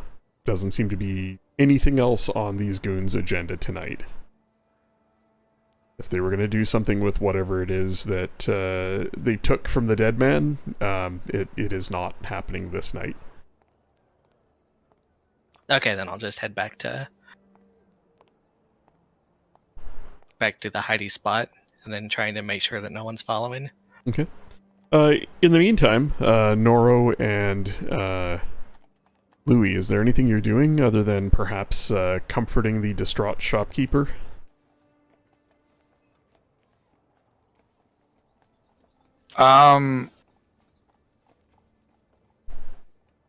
Noro is just gonna remember some of the training he's done with Linalia, so he's trying to relax. One, because he's trying to see the bigger picture here. And she can recall that she didn't want us to be involved, I guess, in some form or shape. So I guess you could say Noro kind of made his way as if he was going to go and do something. But you can say during that time he noticed what Scribble was doing. And I said, okay, for later then. Kind of like a... So he comes back. And basically goes for consult with Louis, like, what are we going to do with this?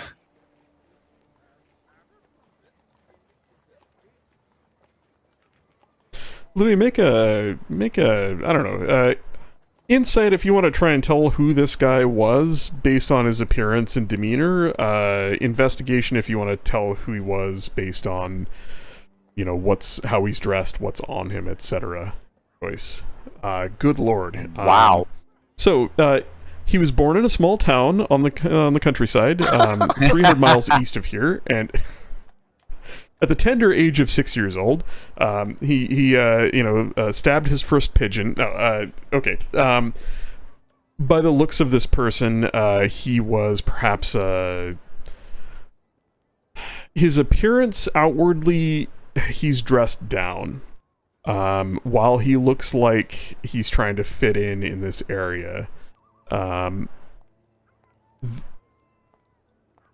there is more than meets the eye here. Beneath the tattered, stained cloak and the ragged coat he has underneath it, is a fine linen shirt. A couple of rings of fine silver work, magical sigils, arcane sigils tattooed up his forearm. You find a small spell book on him. Nothing fancy. First level spells only. He is an apprentice to someone. He is perhaps an assistant to someone. An enchanter, an archmage, something. He definitely looked like he was trying not to stand out coming to a place like this, letting his beard grow out a bit, getting a little shaggy looking, throwing on some overclothes that sort of fit the scene.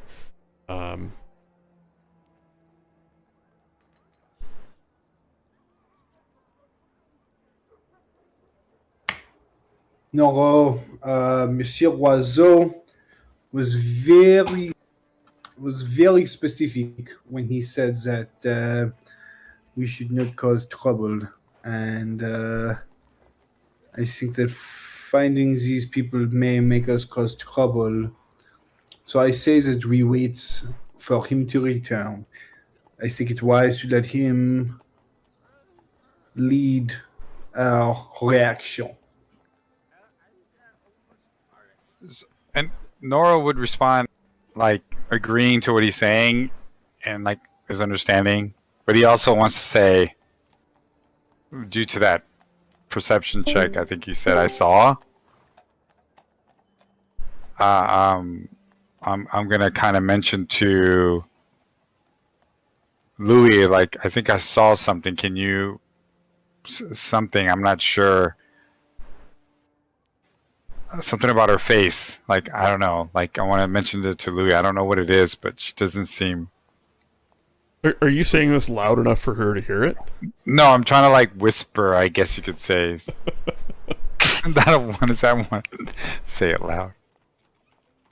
It'd be hilarious. But yeah, I'm kind of mentioning it to Louis, like, I'm listening intently. I'm just kind of letting him know. I will do an instacast of detect magic from Pierre. Oh yeah.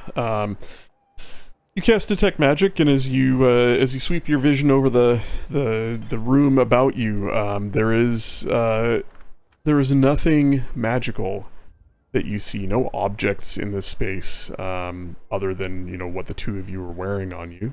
But when your eyes fall on her, there's a distinct glow of illusion magic about her entire form. A soft glow, as if a low-level spell, but a glow nonetheless.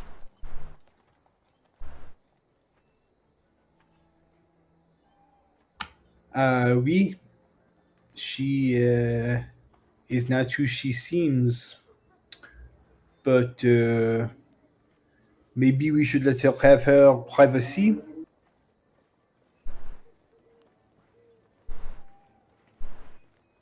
Laura just agrees, and at this point he's hangry. How And far out are me and Rogar? Like that body's starting to look tasty, angry. Yeah, right.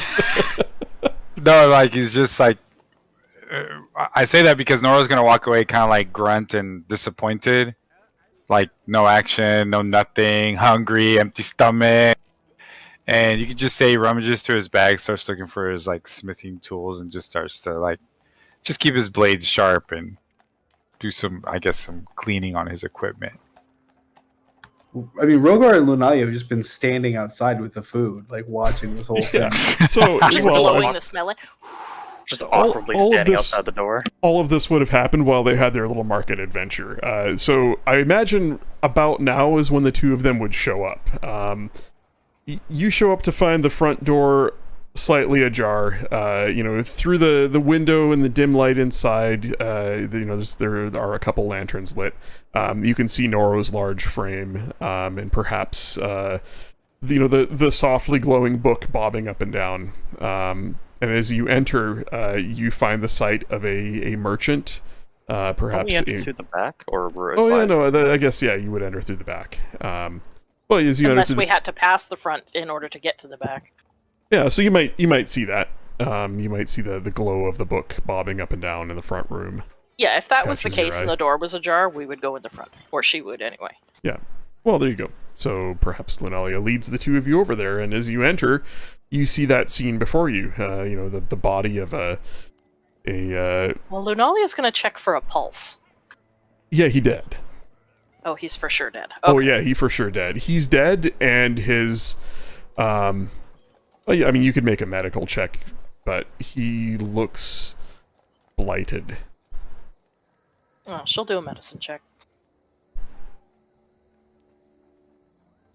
Yeah, he looks as if the blight spell were cast on him, as if the life were removed from him forcibly through more than just a knife wound.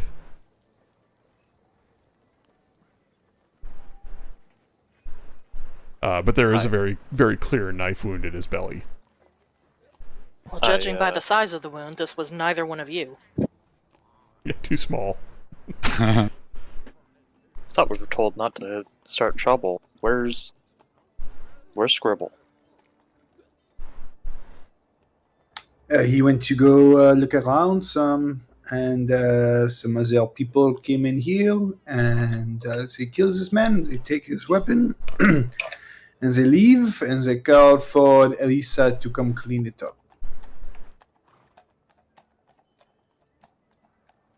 She's kind of composed herself. She's standing back up and looking around the room, looking at all of you. She looks down at the body again and closes her eyes, shakes her head. They've never left a mess like this before. We'll take care of this. She's gonna go and close the front curtains and make sure the door is shut.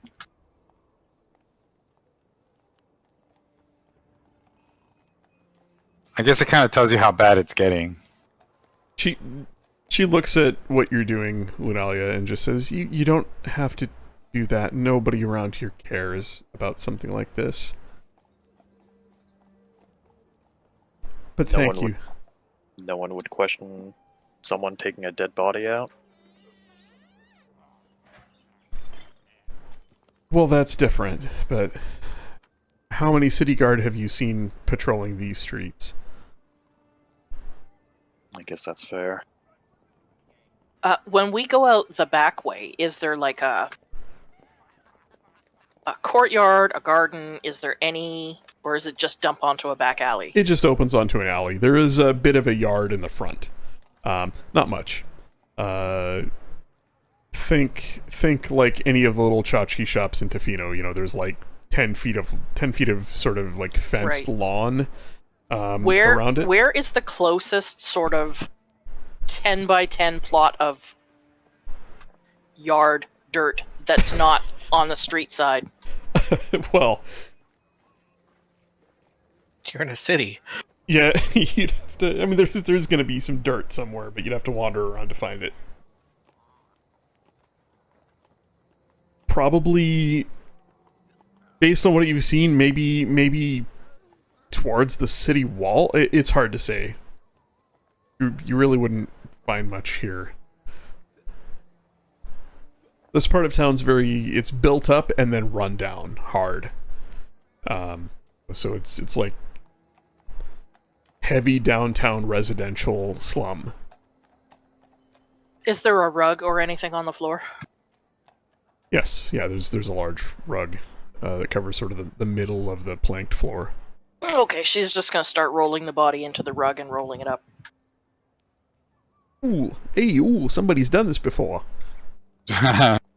Yeah, Rogar's just gonna pipe up. Should I be concerned that it looks like you know what you're doing? Well, this is the way I preserve meat. If it's in a skin or parchment, it's just a bigger piece of meat. I don't think it's Disturb- good. I don't think it's good if we're just carrying a body about.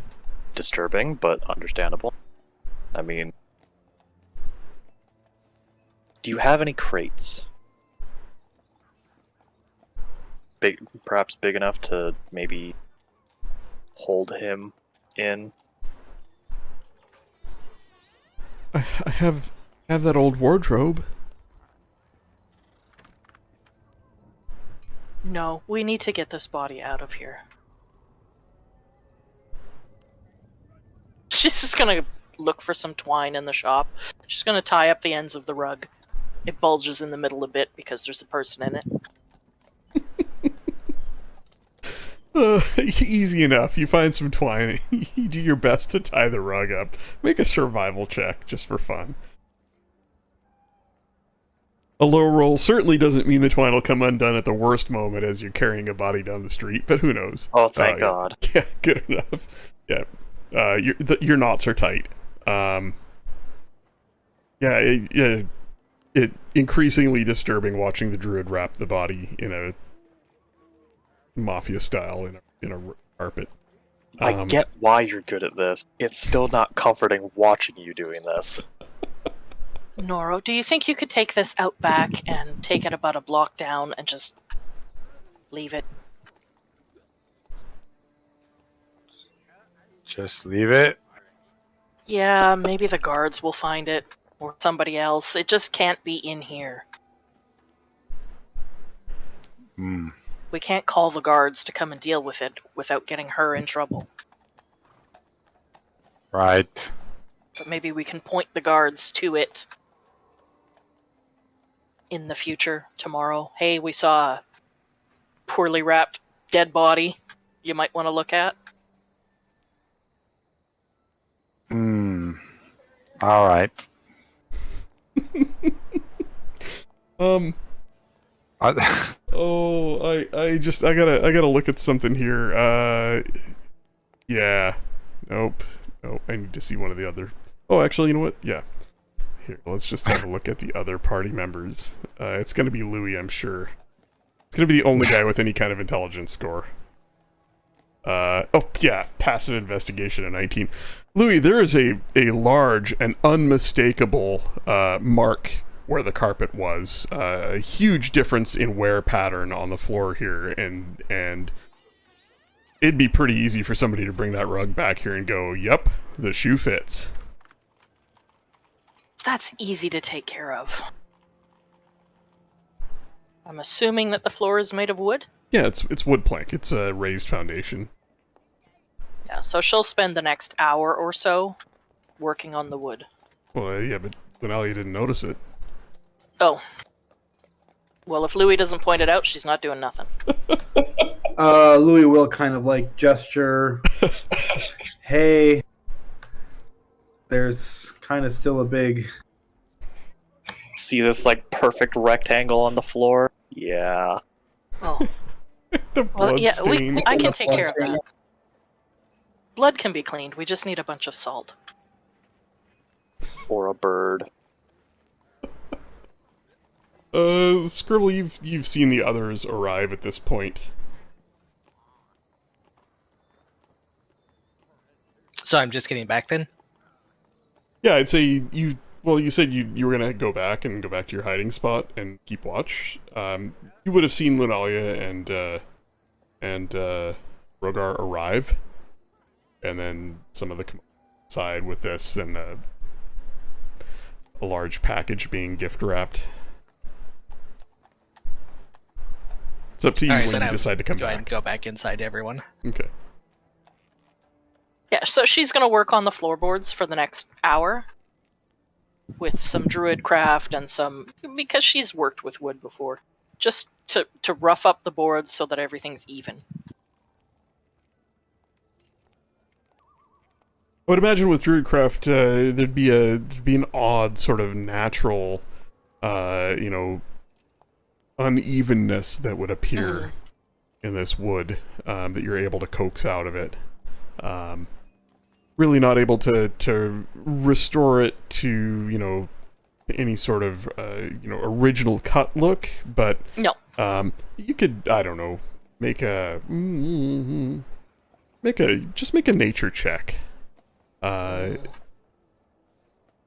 see what you can do with it. I mean, she's going to work on the whole floor, not just the bad or the fresh part.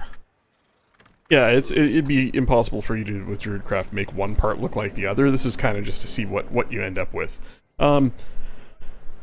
It's kitschy. It's a very interesting, natural, rough cut, strange look to it. The wood is almost grown a bit, and there's an uneven property to it. One might have to watch where they step. But at least the entire floor, after some time spent on it, is somewhat consistent looking. But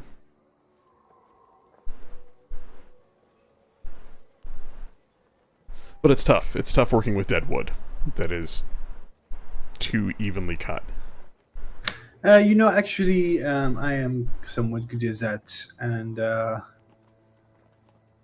I'll cast Fabricate and just reshape the whole floor to be just like this very nice, smooth, like hardwood floor.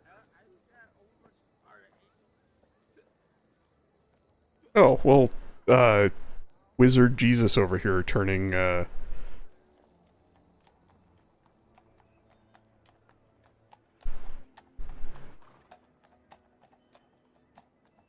turning nice. wood into lumber. Yeah, that's... Hello? Did you lose us again? Sorry, yeah, I lost you. That's fantastic. Yeah, that's Did enough Louis for you wait to... for Lunalia to spend an hour working on the floor before saying, "Hey, I'll fix that"? Absolutely. Okay. That's amazing. I need to get the blood out, you know. I couldn't do that, but Well, she's just gonna shape water to work on the blood. Let's take some salt from the pantry. I know that's good for blood, and work it in. And then she'll just shape water to remove it. Pour the dirty water outside on the lawn. Seeing people hard at work, Elisa retires to back room to sort of get away from things and compose her thoughts.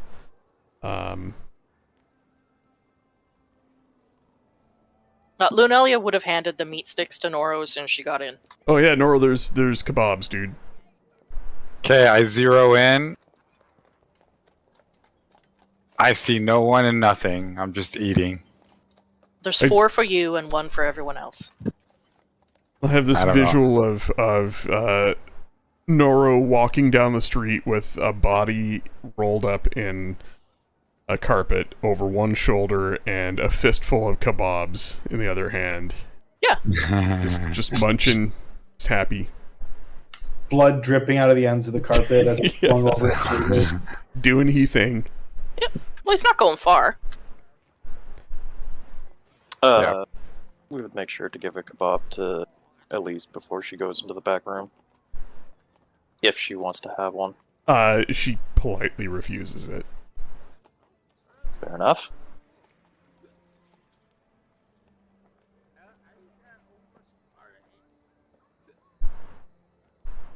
When Cleaning Scribble up got the back, crime he would have scene. asked Louis what happened.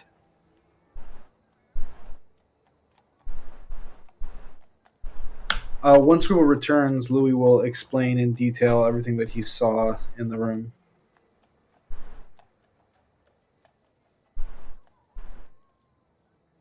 What do you think the dagger was? I do not know. Definitely was something magical, something with some kind of like necrotic energy of some sort. I do not know. It seemed very, very well made.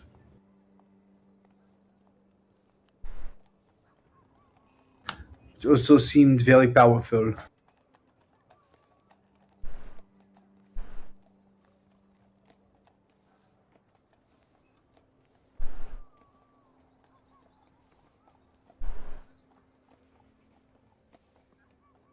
Yep. So, Poker, does the description of like what he gives like sound like anything like that there'd been rumors of, or any just a random magical dagger? No, it's a random magical shit I made up, you know, to have a reason to kill somebody over. Okay. I mean, it's interesting. It certainly, you know, sounds a little bit like Noro's axe. You know, it has some sort of blood drinking, soul drinking quality to it.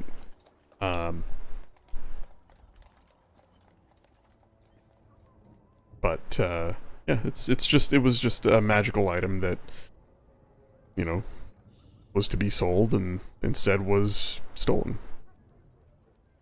Well, was likely already stolen, or, you know, snuck out of a shop without permission, to be sold at a premium black market, and you know, the payment was enjoy some time in a carpet while dead. What a carpet. Alright, well then Scribble would have gone to check on Elisa. You find her in her room, just sobbing. And she looks up at you with, you know, red-rimmed eyes. tears streaming down her face. She just shakes her head. Who were they?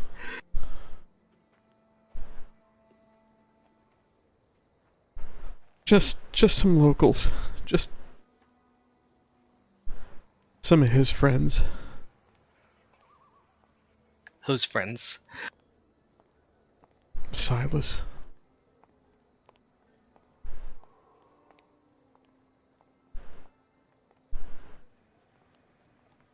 Is it always them that come here? And others. He's got a lot of friends.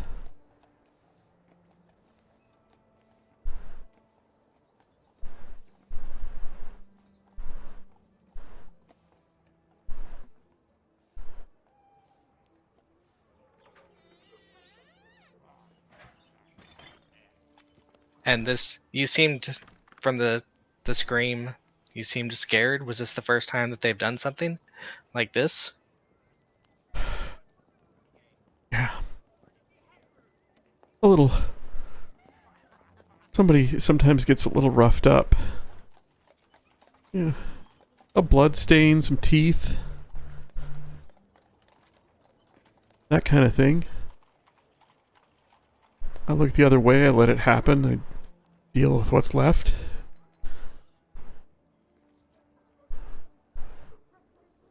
This is more than I can handle.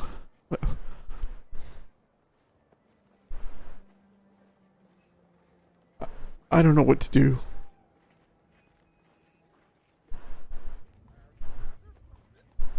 Just continue and be strong. Do what you've been doing.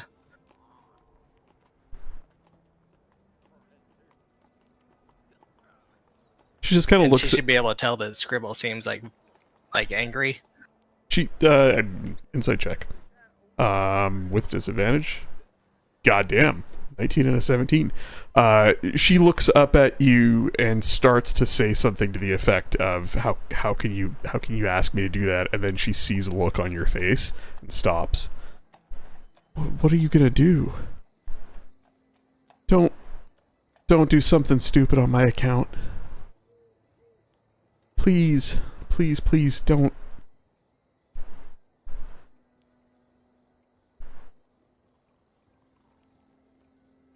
You know these streets. Things happen to people.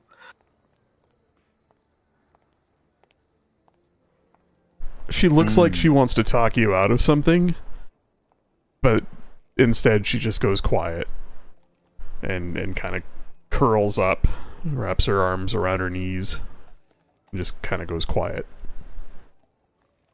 It sounds like food should be ready soon. Or there should be food out there. Yeah, I guess Rogar, I'm guessing while a lot of this has gone on, you just kind of, Yeah. I guess I'll go do my thing.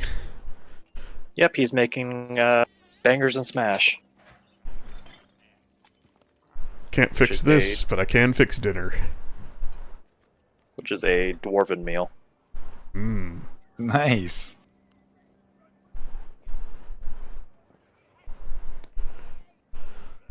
The smell of cooking goat and other spiced aromas tickles all of your nostrils at some point later on. Noro, I imagine you find a spot. You know what? You could make a.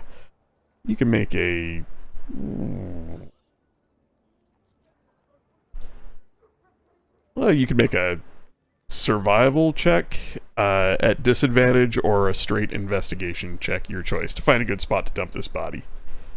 Can I just sleight of hand it? Sure. Because you know it. Oh god. You know what? I will let you make any roll that you can convince me you want to make, and sleight of hand sounds just fine. So as I'm mumbling in Dwarvish like I'm a freaking janitor, but you know, I'm glad I got jerky. In oddly accented Grey Dwarvish. Yes. And then I was like, all right, this spot looks good. Please.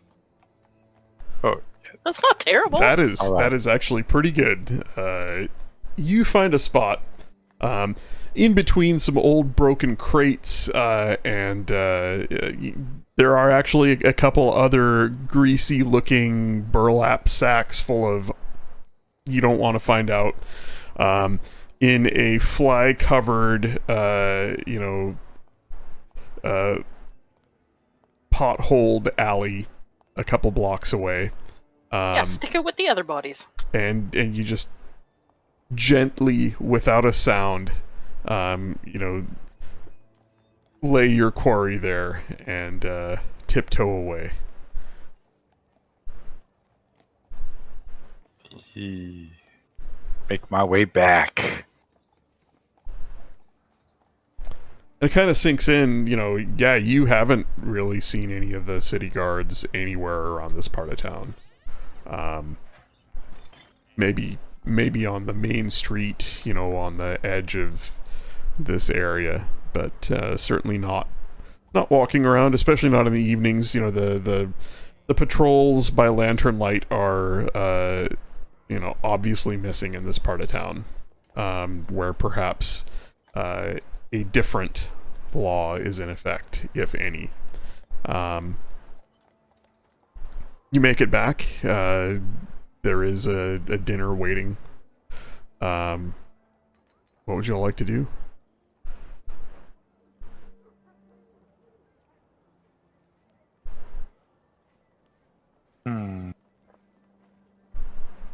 Look, Duh.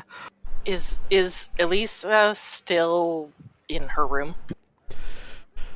Yeah, she's quiet for most of the rest of the evening. She does partake in the meal, but she just takes a plate and sort of disappears within it.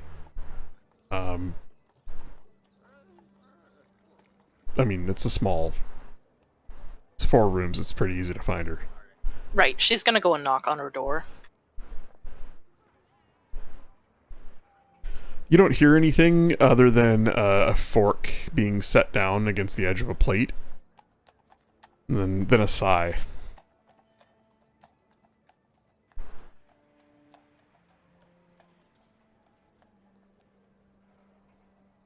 I know you probably don't want to talk right now. Is there a bathhouse nearby?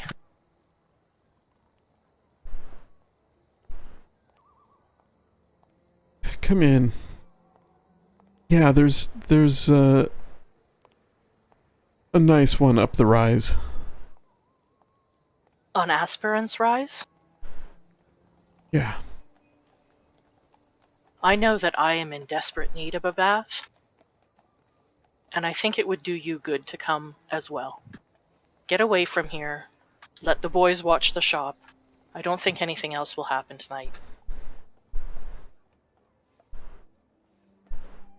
I think it'll be good for you.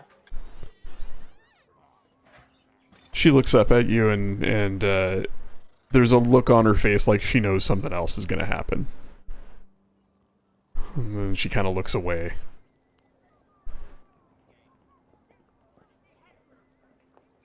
Make a persuasion check. Okay.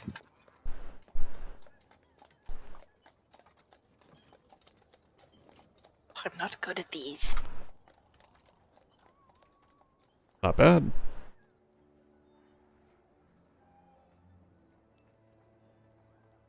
Look at it this way.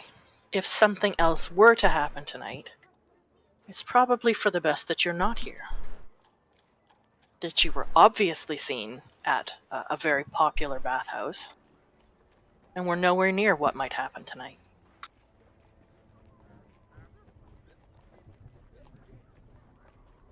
I can't afford it. No, but sometimes I I save up enough and I'll go once in a while, but I can't. It is my treat. I can't ask that of you. You're not asking, I'm offering.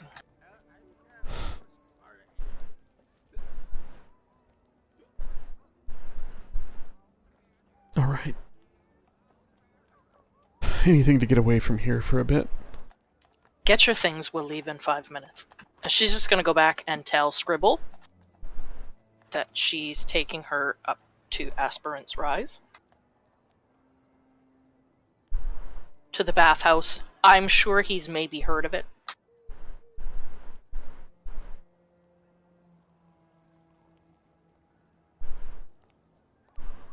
She knows the way. Yeah, you're pretty sure it's the lavish lather. The lavish lather. The lavish lather. Noro, soap! A whole house full of soap? A soap house? Ears are all perked up. So yeah, she would say anyone else is more than welcome to come, but I am going, and I am taking Elisa with me. I think she could use some time away from here.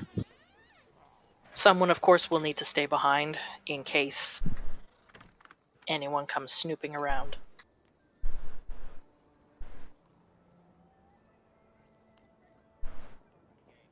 I mean, the shops that are closed, like, is there really someone gonna be robbing these places? She seems to think that something else will happen tonight. And I told her it's probably best that she's not here for it if it does. Okay. Scribble, care of her. you get the gist of what that means. Like, Yeah. she's worried you're gonna go do something tonight. I'm not saying you should. I'm just, that's like her immediate concern is you're gonna go do something right away about this, and it's gonna get bad. If she Right. doesn't know about it, she doesn't have to lie about it. It's better that way. She also doesn't know what you're capable of, but you did show up with a Goliath and a Dragonborn and, other people. Oh, here, this is for you. She's just gonna hand over the package that she picked up in the marketplace. To who? To Scribble. Oh. I know you lost your favorite frog. Alright, I'll open it up. It is a simple, not very many facets, very low, sort of low res, cut crystal tiger. An animal you've never seen, but have maybe seen pictures of in a book. You've very likely seen, statuettes of them before. Of a tiger? Mm-hmm. Yeah, like they're not native to, this part of the world. Thank you. I'll just put it away with my other little trinkets after looking at it.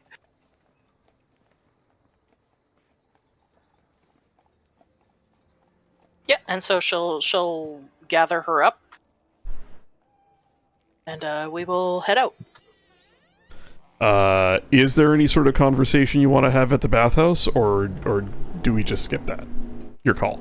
No, there's not really anything. She just wants to get her out of there. Lunalia really needs a bath. She didn't want to go by herself. And are you She's fully maintaining? disguised. Are you maintaining the illusion the entire time? Yes. Make an investigation check.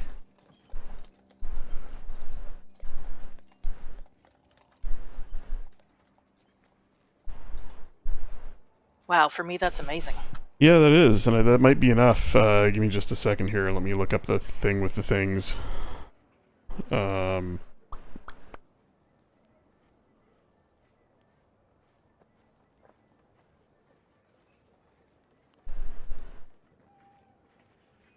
I was not around for the conversation about Noro noticing that something's off.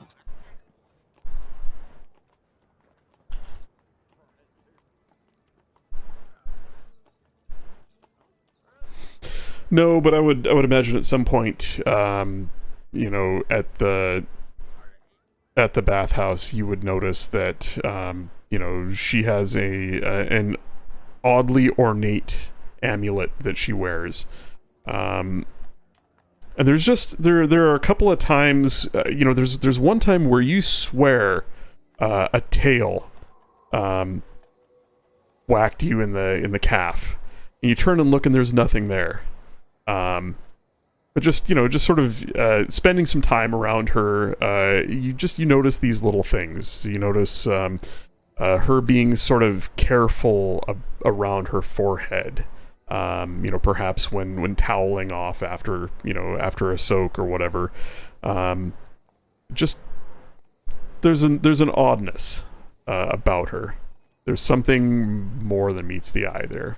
We're the only two in this particular bath chamber, yes? I mean, there are other people there, but it's it's a large building with sort of multiple arches, opening on a building that sort of butts into the side of one of the terraces.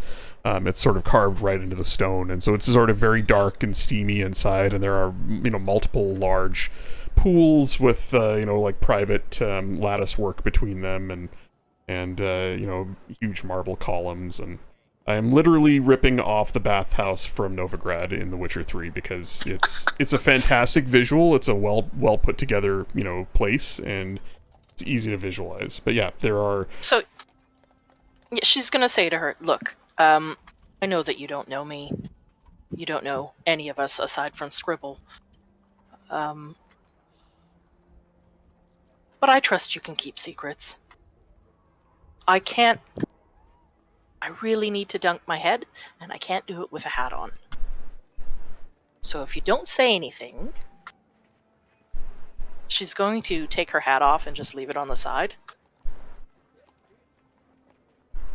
"And maybe you'd be more comfortable if you took your amulet off as well." As your form shifts, her eyes grow wide, and she just nods. She just reaches up and touches the amulet, and her appearance changes, and I have to go back to my notes because I don't remember what color she is. Her appearance changes to that of a plum-skinned tiefling with short, curved horns that protrude from her forehead. She is quite demonic looking. There are sort of odd patches of scales, around her cheeks and around the edge of her jawline. She has distinctly yellow eyes with slitted pupils. The shape of her face is similar, but her features are a little bit more exaggerated. Same hair, but it is sort of a dark violet color. See, isn't it much more comfortable this way? She kind of smiles shyly at you and nods. I thought I felt a tail. There's a stigma my people have attached to them in cities like this. Especially those of us who look so different. Believe me, I completely understand. What are you? That's rude. I'm sorry. It's not rude. Why is it rude? I don't exactly know. I've heard that this town has others that look like me. And I've seen and heard of others that are similar, but different elementally inclined, I guess. And I hide because I've heard that this town is dangerous for people like me, that they've gone missing. Have you heard anything about that? Elementally inclined? I saw a woman the other day. Skin was almost black, and she had a hood up, but I swear I saw hair like fire beneath it. Ah, I think those are fire genasi. I've only met one. You've met one? I have heard of others, yes.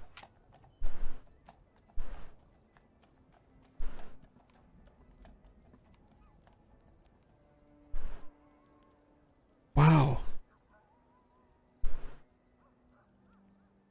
And you're hiding because you look different?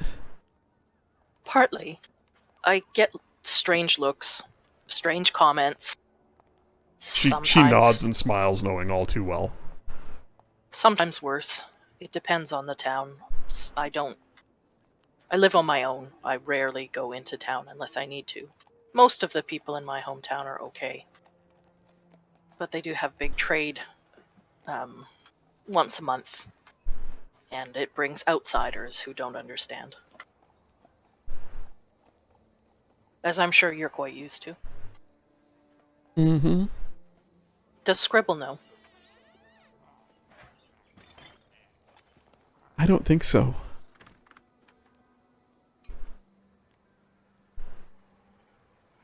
I imagine if he does, he probably doesn't care. I wouldn't think so. That's why I fit in with this group so well. We're all a little weird.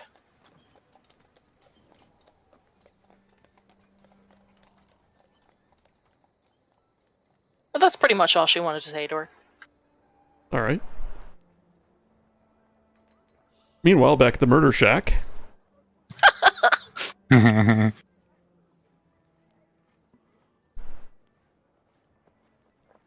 What time is it? It's late. The girls have been gone for, an hour or so now. It's probably pushing 9, 10 o'clock. Sun's down. Sun's down, meals eaten. Noro's probably thinking about how many more kebabs that body would have made that he threw away. Louis probably gone back to his magical tinkerings, I'm guessing. Well, first, once Lunalia and Elisa leave, is there something that we want to do about these 3 perpetrators? I mean, In a few hours, I'm going back to where I followed them to, and I'm going to kill them. Oh. I just picture Noro's hand shooting in the air. Ooh, ooh, ooh, me! Pick me, pick me. Would you like some assistance with that? You're more than welcome to come. Nora's got like question. Is this stealthy or can I kick the door down? We're going to burn the place down that they're staying. Oh, we're deebsing it up. Oh.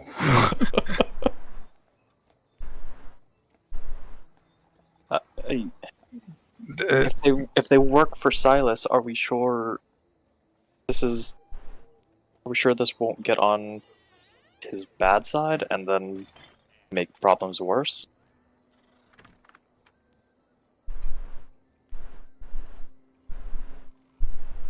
We don't work for Silas.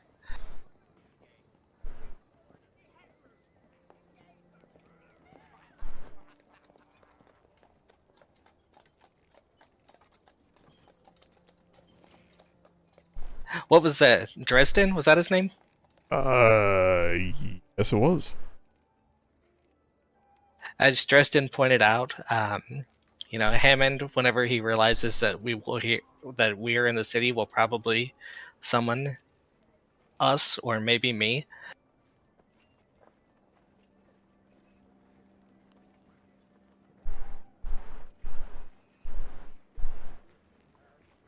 Also, we didn't actually take the job, right?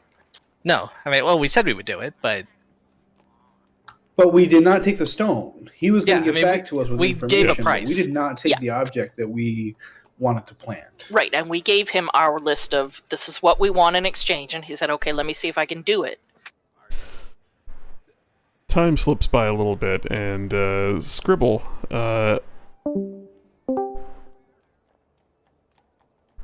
time slips by a little bit, and Scribble, you hear words in your head, a voice you don't recognize. You don't know me, but I know you. I work for Silas. He wishes to meet. Gloomlight Alley, beneath the wall. Come alone, tell no one. Now.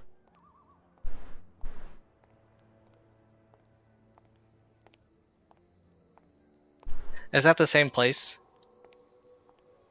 Like the description of that, is that like the place that those people would be? It's suspiciously close to their hideout. Yeah, it's a block away. You basically went down to the end of the street where Gloomlight Alley hits the wall and hung a left, followed the base of the wall. Another block or so. It's a real shit part of town. at the end of the alley, at the base, at the foot of the wall, it's a fairly wide open spot though, and it's a little distance from, like there's a good, everybody will see two people standing there having a chat, but it's far enough away where, anybody hiding out of sight would not be able to hear you talk. And the wall is tall, so, patrolling guards atop the wall wouldn't hear a quiet conversation either.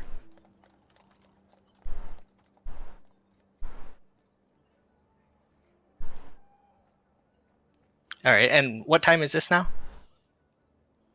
Is everyone still up?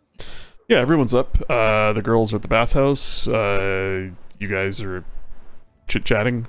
But it's 10, pushing 10:30. It's full-on night. Streets are dark in this area.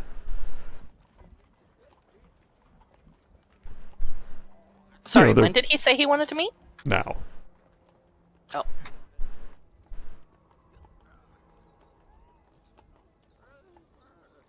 Scribble, I understand why you want to do this, and they do deserve some kind of punishment, but I can't help with this. It doesn't feel right to just kill another humanoid. I understand.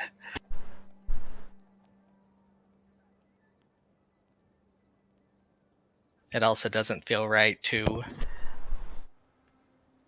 blackmail someone into letting others kill someone in their shop and then leaving bodies for them to clean up. Right.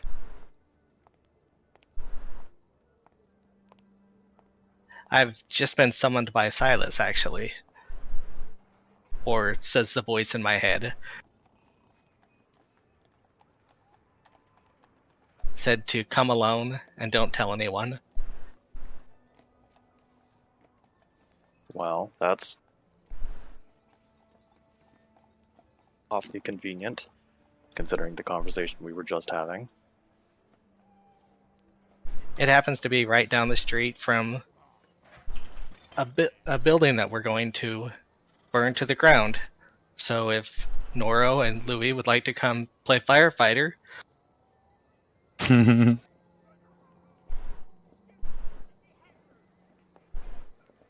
Oh, look, it's the fire brigade.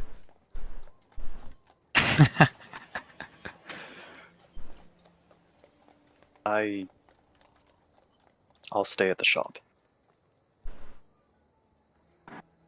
Deckard, I would very much enjoy, I think, playing with fire a little bit. Jesus. He's a wizard, of course. What have I done? These men are bad. It is not because of the laws that they are bad. It is not because of something that somebody said that they are bad. They are bad men. I've seen this with my own eye. Their existence is helping someone that is helping us. So I'm all in whatever needs to be done.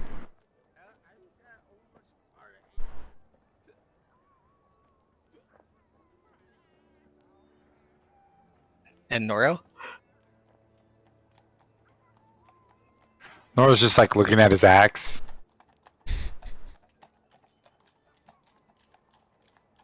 Kind of wishing. Like, you could ask for 30 seconds in the place before they light it on fire. That's all you'd need. Just wanted to bite some flesh. I mean, there's a body in a But- carpet a block down. Make me feel like I did something. Ugh. I said, you know what? I'll go for watch. It's like, I need- No, I was thinking that I actually have an idea of a way that you and I could get inside of there undetected with the element of surprise and, maybe do a little bit of work. And then either I can set it on fire or Monsieur Poiseau could set it on fire. But, if you want to get inside, I can go inside with you. Oh. I can get you inside. Just looks at Scribble. What is he saying? I make out what he's saying. He says there is vengeance to be had. That's what I like. It's like You come with me, Noko. small man. Let's go. I will ask, just... I know I won't be able to stop any of you, but... just make sure no innocents get hurt in this.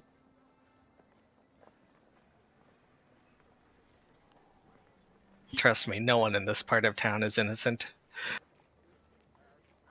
And why is it that you do not want to come? Goes against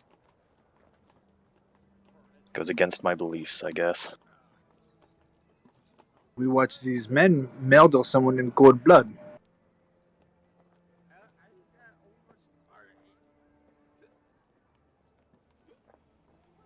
It's just the way I was brought up. They do deserve punishment and justice, but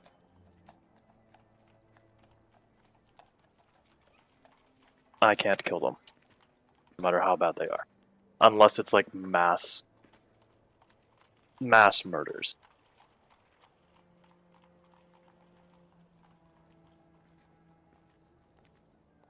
But I won't hold it against any of you. If you want to come and be the one to set the fire, you will not do any of the murdering. No, I'll stay at the shop. I'll let the girls know that you've stepped out temporarily.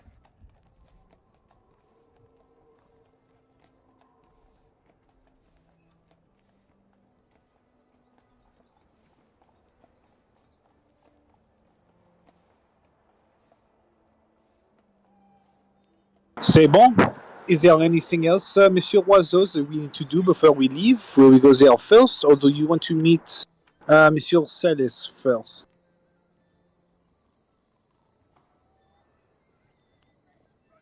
It's right down the street. We can have our fun, and then I will head on over.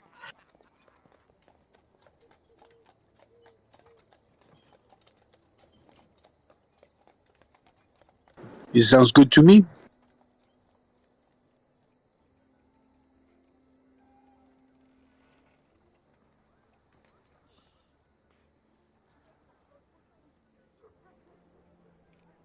Nora just grabs his stuff, starts making his way.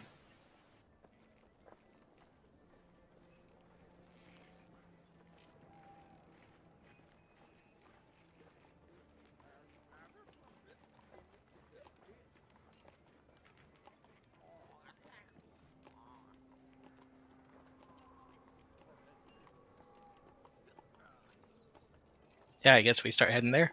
I was muted. I was wondering. Rip. I even got to say the line, well, don't all speak at once. Yeah, it turns out it was me who wasn't speaking at all. So the three of you are heading that way. I guess the big question is, Scribble, are you going straight down the alley right past where you're supposed to meet with Silas, where he may even be waiting for you right now, or are you going to take a circuitous route to get there? There are I a picture couple it of, like a block beyond. Yeah, there's I mean, while on the map Gloomlight Alley is a narrow cut in between terraces, you know, it's a few blocks. Sort of a main street down the middle, and then, you know, a couple blocks on either side that butt up against the sort of cliff walls that tower above it. So there are other ways. You might step in something along the way. You know, you might have to step over a body or somebody passed out, or deal with a pack of wild dogs or something. But you can certainly go down one of the alleys. And Yeah, I imagine we bypass would go that like spot. the stealthier way. If you light this building on fire, it will definitely be visible from your meeting place. If you're interested at all in that being a backdrop to you saying something to this guy afterwards. You know, do the cool guy standing in front of a burning building speech thing. So, the three of you set out. How are you traveling? Bold heroes walking down the street to dispense some justice, or sneaking through the alleys, or something in between? I'm more sneaking through the alleys. All right. Do the other two of you follow the tone that Scribble sets? Yes. Well, then, sorry, go ahead, Louis. Oh no, just yep. Being Uh, stealthy. Can you guys all give me a stealth check, then? Not against anyone in particular, just to see how quietly and covertly you move. Oh man. Oh. Amazing. No!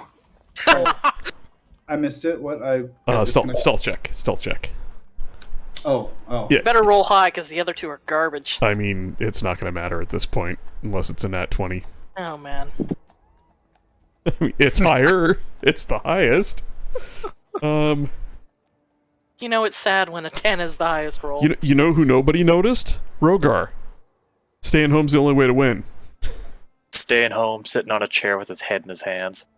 Hashtag pacifist life. I mean, Lunalia's pretty sure she knows what's going down. She's just gonna have a bath. Well, I mean, you can't tell me she wouldn't consider getting in on some of that too. I just dropped my phone. Hang on. Rip. Oh yeah, she doesn't really care. These are bad people. And they're hurting Scribble's friend. Who's helping us? Yeah, and she's been blackmailed into working for a bad man. A known bad man. So the three of you move not so stealthily, not so quietly through one of the back alleys in Gloomlight.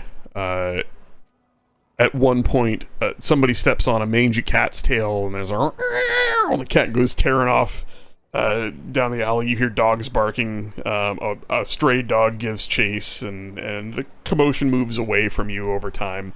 Noro flat out knocks over a pile of trash that reveals something or someone alive within it. And before you don't want to stick around to find out what it is. You guys keep moving on. Long story short, you're not quiet. But as you approach the building from down this back alley, you can hear the sound of drunken shouting and hollering, and they break into song. They seem to be partying it up. Probably have a few drinks in them as you approach this building. There are some other lantern lights in windows about.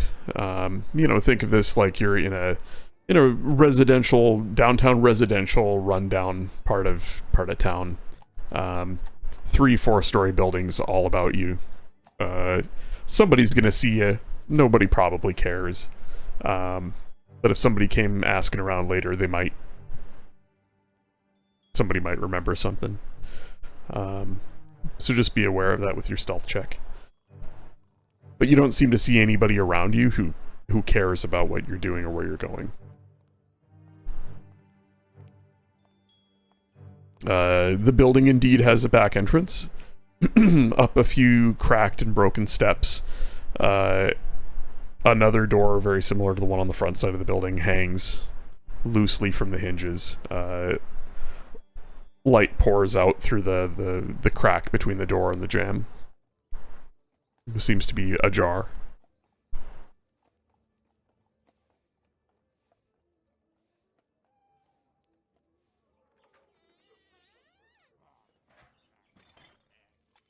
What do you do? And you did say it's a 2-story building, right? This one's 3, and it's made of old cobbled stone. The innards are wood, like the floor joists and the planking and whatnot, but the skeleton of the building itself is stone.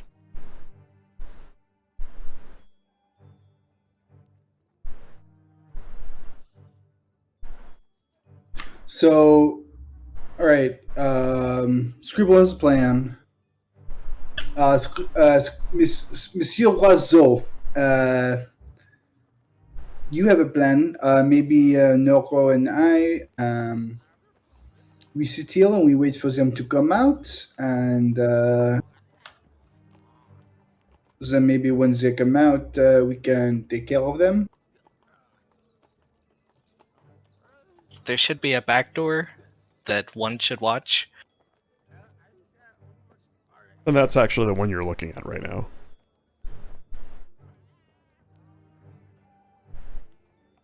So maybe Louis, you could watch the front door and prevent people from leaving out it. Do we have an idea of where in the house these three men are? As you're saying that, the door flies open, bangs against the wall behind it. A tall figure, one of the three, you recognize the tallest, sort of youngest of the three, staggers out and proceeds to piss down the steps. Clearly drunk, sort of swaying there as he lets fly, piss raining down the stairs. And as he does, he turns and looks at the three of you.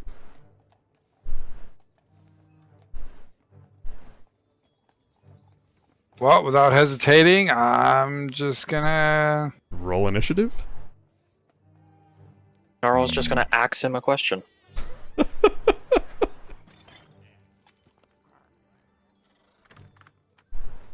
What are you doing, Noro?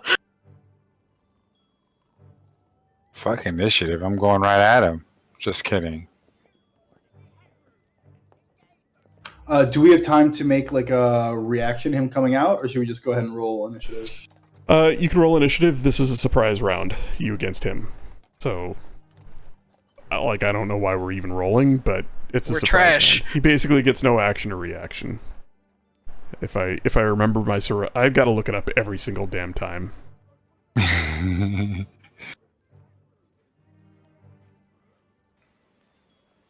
Here we go.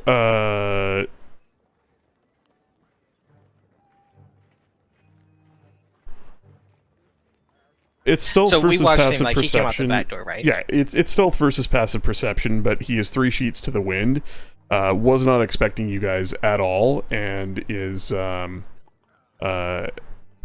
is taking a piss. So he looks up and sees you guys, and you're basically kind of there a little distance away. How far away would you have stopped from this building? Given the back entrance is on the side of this alley. Are you like 2 or 3 buildings down, or are you just nearby, or would you have crouched behind something, or Probably a couple 100 feet. a Yeah. couple 100 feet? Or, Okay. like moving towards it. Well, yeah, but I mean, tell me where you would have stopped. Like, he wouldn't have come out until you guys had stopped, and Okay, so like we would have had time to make our plan. yeah, I imagine as you've sort of found a spot and you're talking about who's going to go where and what, he staggers out. He kind of looks down the street, and he sees you guys, but you're not really sure whether he recognizes you or anything. But he's definitely looking your direction.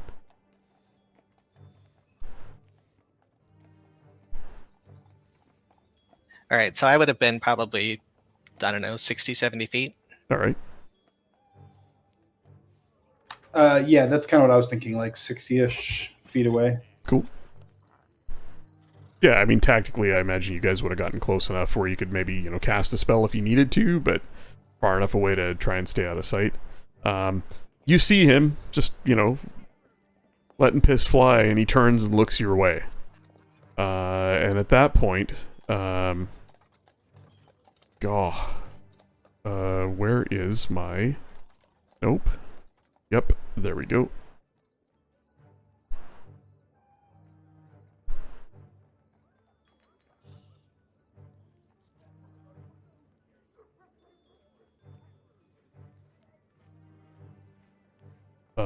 Initiative. Ooh. That's a natural 20. Good job, Thug. Yeah, and I'm not going to use the turn tracker here. I'm just going to, because this is going to be short enough.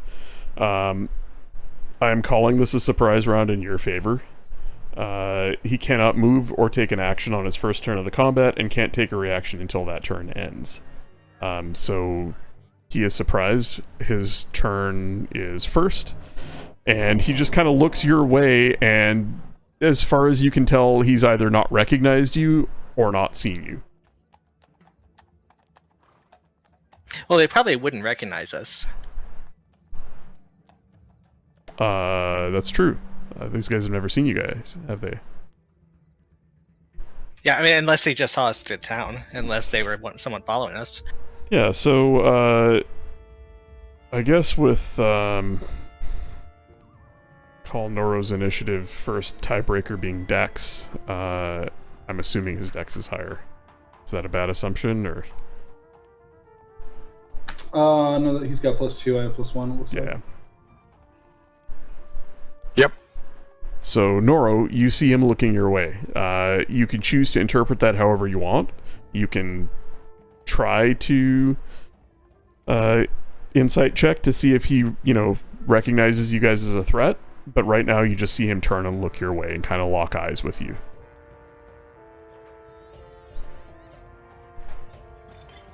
The door that he left from, did it close behind him?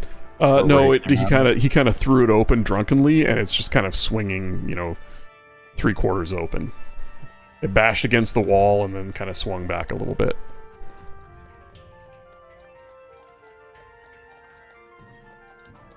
Alright, I am going to 60 feet. Yeah, I'm going to chuck a javelin at him. Oh shit, okay. I'm going to pin him to the wall.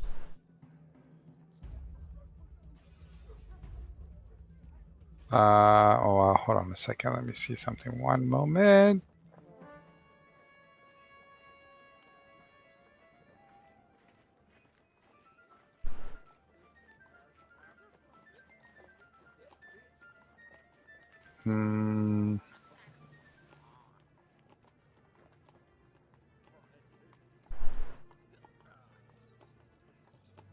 Okay. You know what I'm gonna do? Sorry.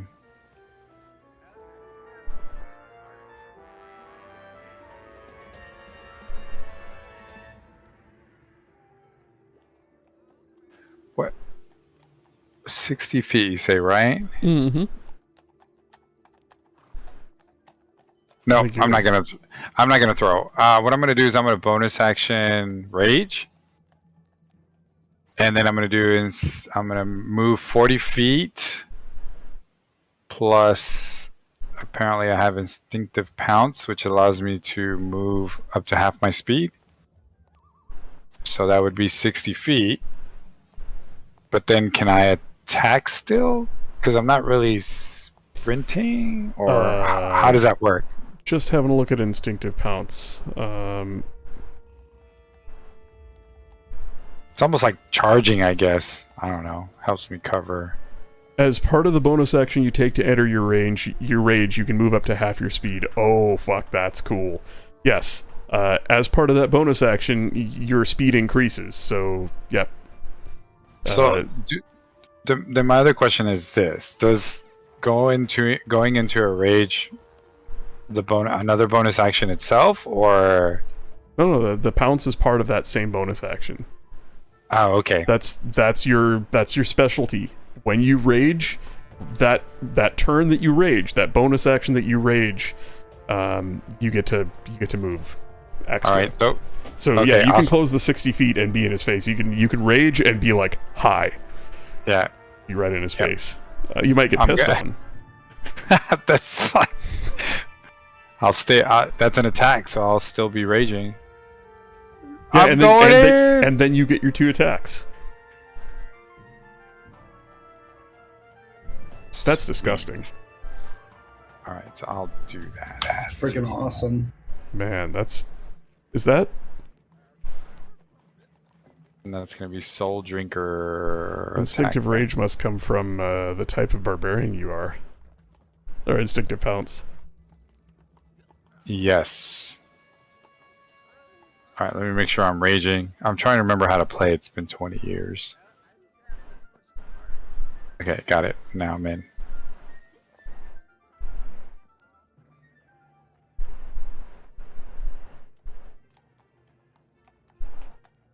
I try to do my best not to yell or scream, but try to like take him out quickly. And I would say, as a barbarian who has hunted before, like, you know, on the prowl, and he just moves fast and tries to take out the prey quickly and then like move it to the side. Are you going for the necrotic damage as well as the...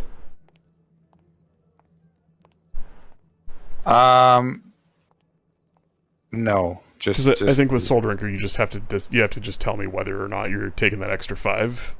right. Because I think it does it to you as well, right? Yes, it would do it to me as well. Yeah. But I'm doing a normal attack because I don't think these guys have any armor or anything like that. Yeah, he's wearing like a leather jacket that's sort of hanging half open. I'm not even going to give him the AC from it because it's not even cinched up properly, right? It's not even strapped and buckled. Just kind of wearing it loosely. Yeah, 24 more than hits. You... Oh boy, 15 plus 2, so 17 damage. I'm assuming you're swinging two-handed. Yes, sir. So a 17 total points of damage, not counting that 5 necrotic. That is going to be a... as you tell me how you cut into him. You cleave into him deeply. It's not enough to kill, but tell me how you hit him. Like, I guess right in the sternum, middle of the chest, he'd turn around staring, not sure. You hit him so hard, the blow stuns him. He can't take reactions and has disadvantage on rolls and checks until the end of his next turn. He takes the blow, a gout of blood sprays across your face and torso as the axe bites. He wavers and his eyes glaze over as he sort of takes a couple steps backwards, pulling himself off the axe blade. There's a deep wound in his chest. Second attack?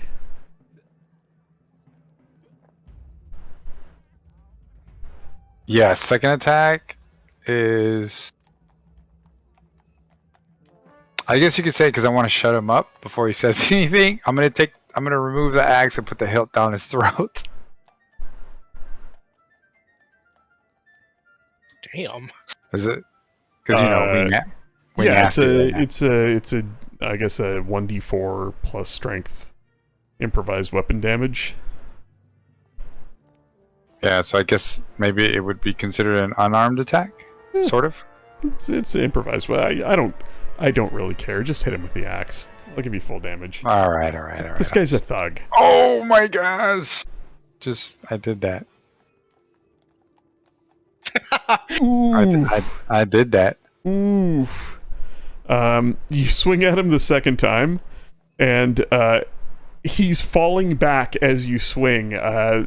The axe nips the tip of his nose as you go to hit him with the butt end of the axe, and he actually kind of neo-matrixes backwards unintentionally as the axe swings past his face. And I think, my friend, that's it for your turn. Yep. Louis, you see this blinding blur as Nora, with a rush of speed, charges forward, swinging twice. The big man now covered in blood as this thug falls backwards onto the steps.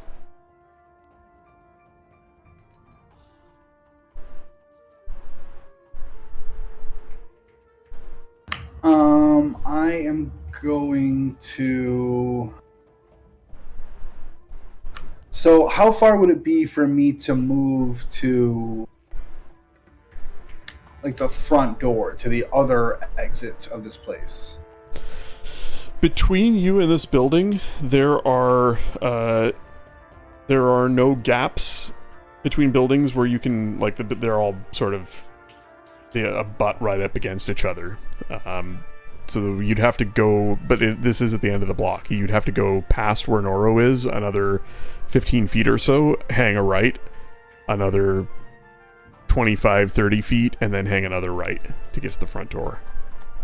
Or back from whence you came, like half a block and around. All right, Louis will look around and try to estimate roughly the size of all the buildings around him and do some quick calculations in his head. And then we'll do a quick little salute to Scribble and snap his fingers and pop out of existence. And he will reappear where he thinks... like 15 feet away from the front door of this building. Cool. You nail it. With your intelligence and your slow movement through this neighborhood, you have a great idea of how deep the building is, and you pop out right where you think you should be. You are looking at the front door of the building. Again, up a few crumbling stone steps to a door that hangs off one hinge. Lantern light flickers from within, and you can hear friendly shouting inside. Friendly drunken shouting. And then I'm going to have Pierre be like right to the side of the door, up against the wall. Okay. And I'm done. What kind of? So am I in the street? Is it busy? Are there a lot of people around? Behind you. So if you look at the map here, Gloomlight Alley, runs down and hits the wall, and there's basically a street sort of along the wall. You're standing on that street with the wall of the city at your back, in a cut sort of down below the terrace here. Where there are just a couple of narrow streets and some buildings, and so this building, it's like a rundown brownstone walk-up that faces the wall directly, about 30 feet away. So if I were to draw this, oh god, draw shape. Nope, freehand. If I were to draw this, I'll draw it over in the bay here. Here's the... Oh, that's a horrid color. Here's the city wall. Here is the building. And... some other buildings and... some other... buildings.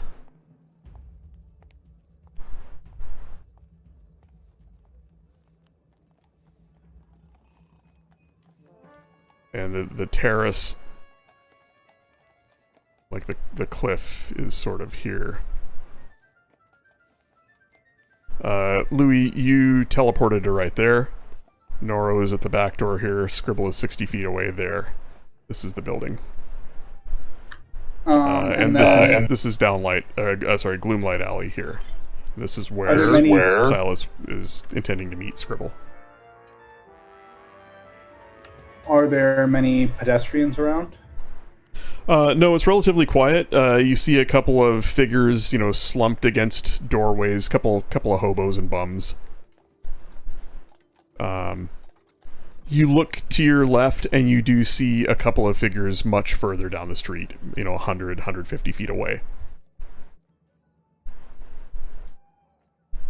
You look to your right, and it's all clear. It's just where the rise of the terrace sort of comes up, abuts against the wall, and pinches off any remaining space.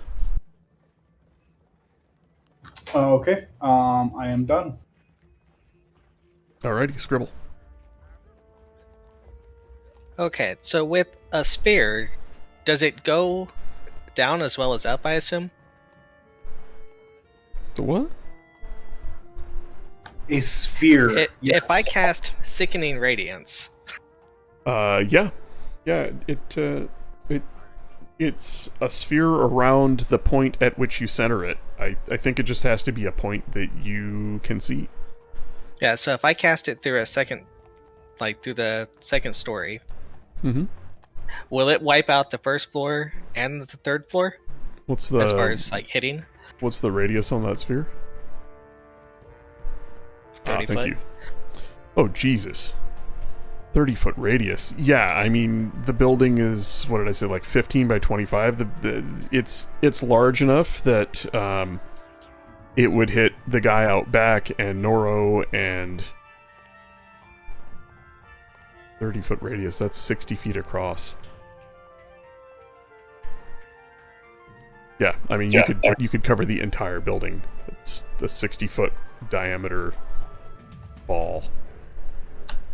So, not to nitpick, but it actually does not say a point that you can see. Usually, if it is a point that you can see, that is called out. But I think in a spell, it just says centered on a point you choose within range. You are correct. Yeah, I read somewhere that spells that have a range imply that you have to have line of sight, but I mean you're correct on the wording. It usually says you can see, and this is just a point you choose. So yeah, from where you're at, what is it, 120-foot range? Yeah, from where you're at, you can just say the middle of the building, Yeah, that was my intention. 20 feet And off so, the like- ground or whatever. Yeah. Hopefully not to nuke Noro. Well, and if you cast it high enough, it yeah, you can cast it high enough so that, you know, it hits most of the ground floor, but arcs away over his head. Okay, that'll work.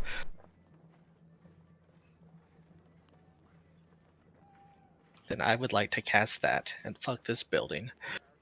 Yeah, this is pretty cool that it spreads around corners. That basically means that, you know, fuck your Fuck walls. fuck this entire building. Yep. Pretty sure they're not collecting taxes here. It's not very subtle, but that's okay. I don't know if you've had a chance to read my message yet, Poker.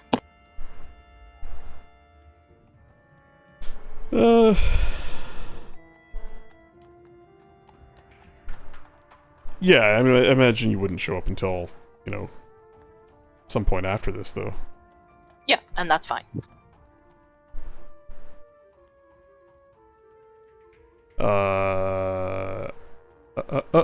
Constitution saving throw or take 4d10 radiant damage. Hit me with those, your spell attack there. And actually go ahead and roll the damage too. It doesn't What? have one. What's that? I think it's only It's on their on- turn. yeah. Oh yeah, or starts his turn that. Well, yeah, we'll just go ahead and roll the damage for next No, turn. I think they roll the damage if they fail. Do they? Yeah, because if they fail, they take the damage and a level of exhaustion. All right. I mean, I usually just let you roll the damage because it feels better for you to get the kill, but I can certainly push that button. Well, I don't know how many people are in the building. Fair enough. That's a good point. Might be 20. All right. Well, if that's the end of your turn, then that is the end of initiative. I'm not going to give the two inside... you know what, I'll give it to him, because they've got a... let me just punch those buttons here. Initiative. Alright. And that stacks up against yours, so I've got 1. Then Noro, then...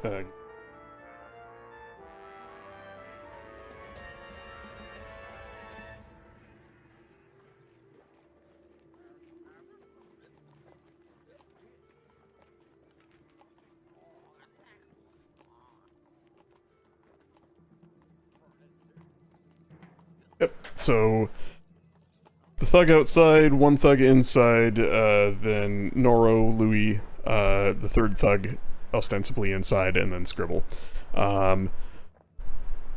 Con save for the one outside on his turn, which I'm sure doesn't make it. 40-10 damage.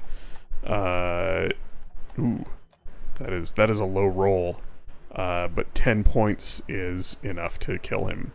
He, as he sort of falls over backwards and staggers to get back up, Noro, like something out of a ghost movie, this sickening green light sprays out through the windows, just illuminating the street, casting shadows on the buildings behind you in strange shapes.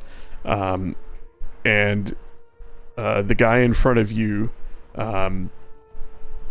gets very ill looking, drops to his knees, and then face plants down the stairs. Oof. Right into a puddle of his own piss. Slides down the stairs face down on his own piss and vomit. Next one.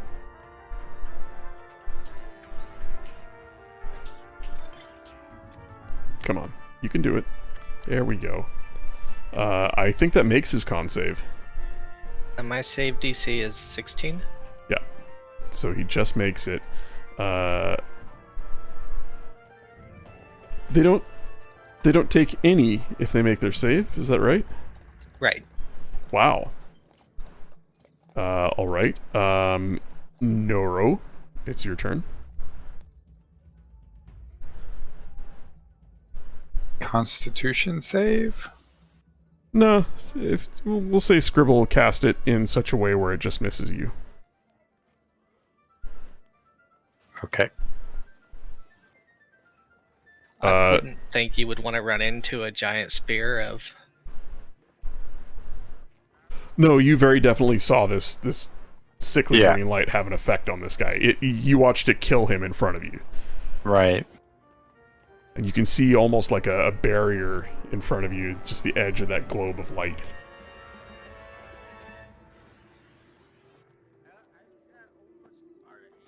Well, Nora just blacks away, just seeing what he's saying, and Okay. makes his way back to where... Louis. Nora, you could like ready an action to see for if somebody like runs out of that door to attack them, right? Oh, good call. I Yeah, shall that's do true. that. That's true. Louis, on your turn, this globe of light appears, radiating outwards. The light spreads and spreads and spreads. You go to take a step back and it stops short of you, but not by far. You can see that Scribble's centered it high up enough to not spread too far past the building, at least at ground level. So can I get to the front door of this building or no? No. No, if the building is, like this, 15 by 25, I mean, the sphere, even at ground level, if he centered it here, it's still going to be like that. If Nora couldn't get to it from the back, I doubt you could get to it from the front. Fair. Oops, I didn't mean to click that, but that is... So what I'm going to do is I will ready an action to... As soon as I see that door open and someone starts to run out of it, I will cast Fear. So that way they will not be able to move towards me out of that door and will instead turn around and run back in and hopefully out to Noro.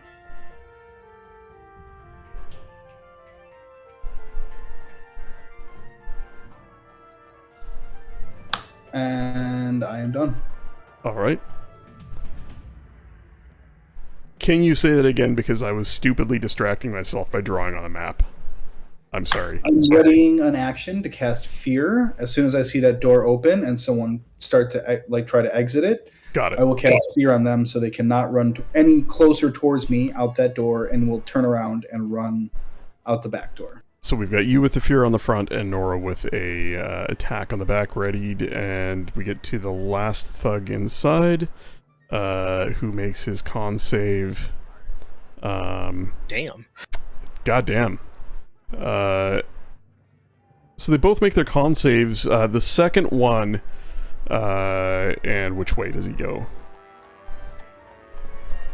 You hear a shout, and he comes out the back. A short sword in hand, shirtless, stained trousers, a bottle in the other hand. Noro, he runs out. and stops just short of the body that's face down at the bottom of the steps, in range of you.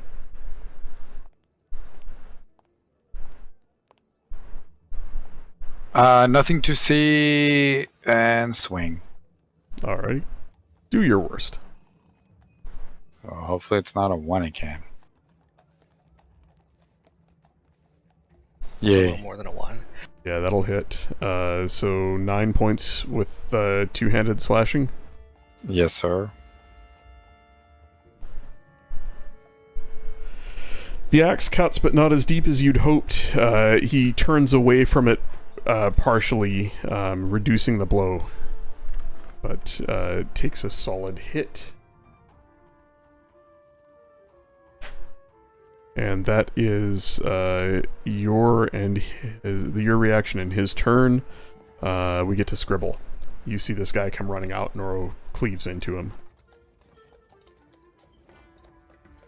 This is the second of the three, not the boss. The shorter, curlier-haired man. And the boss is still inside or yet to go, or we don't know? Still inside, you haven't seen him. I will cast Chill Touch on him. Alright.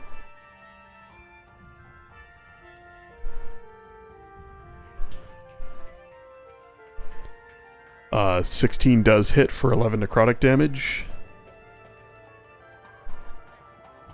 As the spectral hand reaches out and grasps his throat. Noro, you see him gasp in front of you for air as his cheeks sink in a bit. But he is still standing. That's the turn. Back up to the top. He's dead. You hear a shout from inside. You hear him laugh at first, and then, "Come get me, you sons of bitches! I'm not coming out! You'll have to come in! Come taste my blade!" And it's to you, Noro. Didn't he start his turn inside the sickening radiance, He though? certainly did. Can't save. And you Come promptly taste hear my him vomit. You promptly hear him vomit and take, there's the 40-10 button. Oh, my sweet baby Jesus. What the?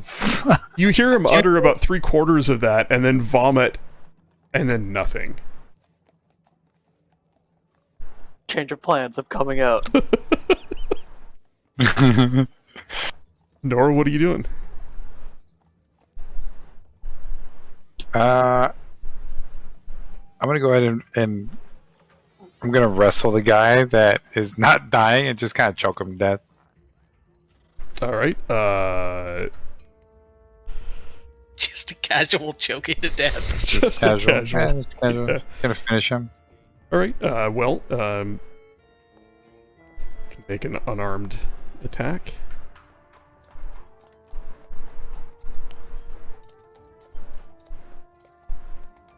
Yeah, 13 hits. 7 points of damage. You get your hands around his throat and squeeze deep.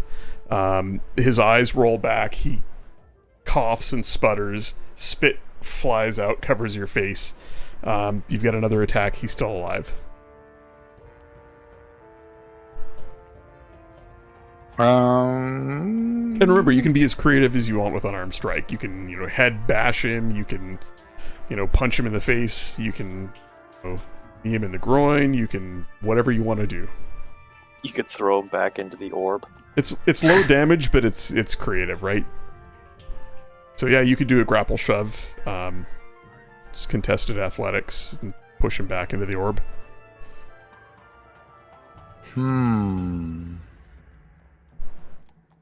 Or you could just keep squeezing with one more unarmed strike.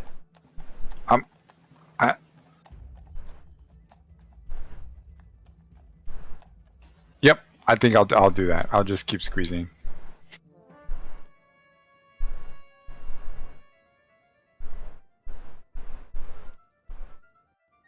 Guys, I don't know what happened. His head popped off. It nearly does as you choke the life out of him, and he goes limp.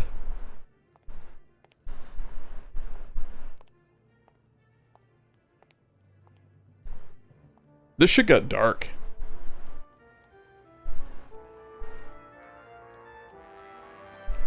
I've been waiting.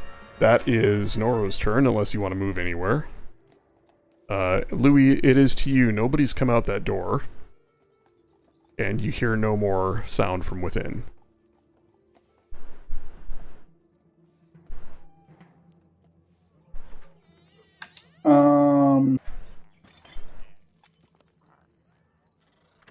All right. Well, I think I lost.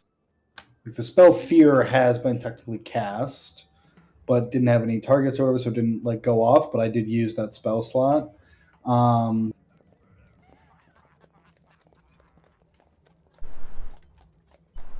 But I think I am.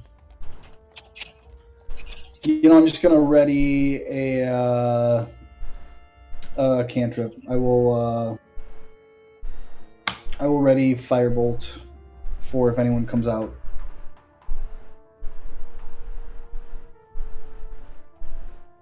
All right. And I'll have Pierre just like pop through the wall into the room. Are you gonna look through his eyes, or? I don't think that I could really do that if I'm holding a spell. Like I'm technically Got it. concentrating then, and I'm not sure what the rules would say, but it doesn't make sense to me to be able to do that right now. So. No, that's cool. It doesn't make a huge difference. I just thought I'd ask. Scribble, then it's to you, and you don't hear or see any more activity coming from within the building. Did we hear the guy fall or like struggle? You definitely heard his voice choke out, and you heard the sounds of vomit. Not really sure. You can make a perception check. All right.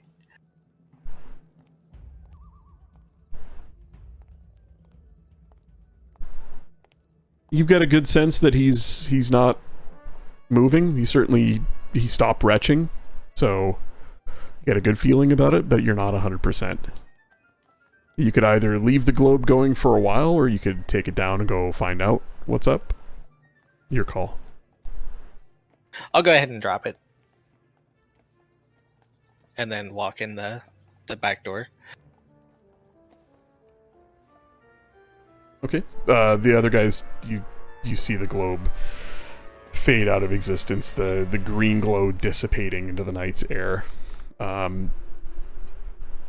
Scribble, you approach the building, and I'm guessing maybe the three of you carefully approach. You find that the figure within is dead. Nearly instantly, he vomited up some of his entrails. Like, he looks like he exploded from the inside. That's gross. He took 36 points of damage. He had 32 health. What do you think happened? His insides became outsides. Yeah. Oh, that's gross. Poker wasted his best roll in a while. Damaging myself. Dude, it was 10, 10, 8, 8. That was awesome. Oh god, that's amazing.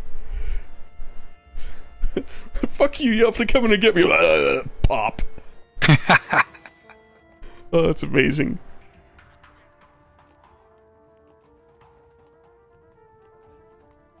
But yeah, I'll just look around to see if there's anyone else in there.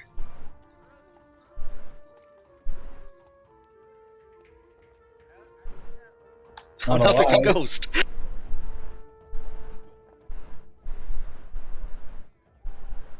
And he's got a weight bench. Weight bench.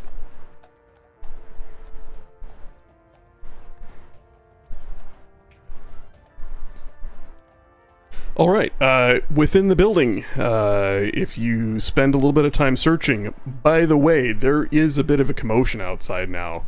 Some of the shouting was heard. And a small crowd, and by crowd I mean 3 people, has begun to gather. Are you going to spend some time going through what's in this place, or... Do we have time to make it out before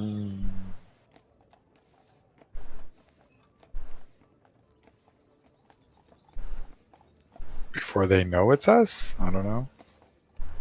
There are 3 people outside. Mm-hmm.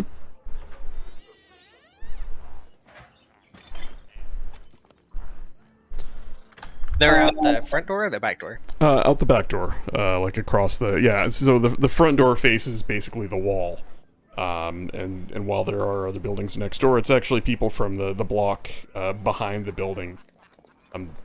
3 people have there's one sort of older man in a tattered nightgown standing out on his doorstep. A hobo in the street leaned up against the building with a bottle in his hand, and another possibly, ruffian-looking fellow down the block a little ways who's kind of, maybe stopped in the middle of something and turned and looked to see what's going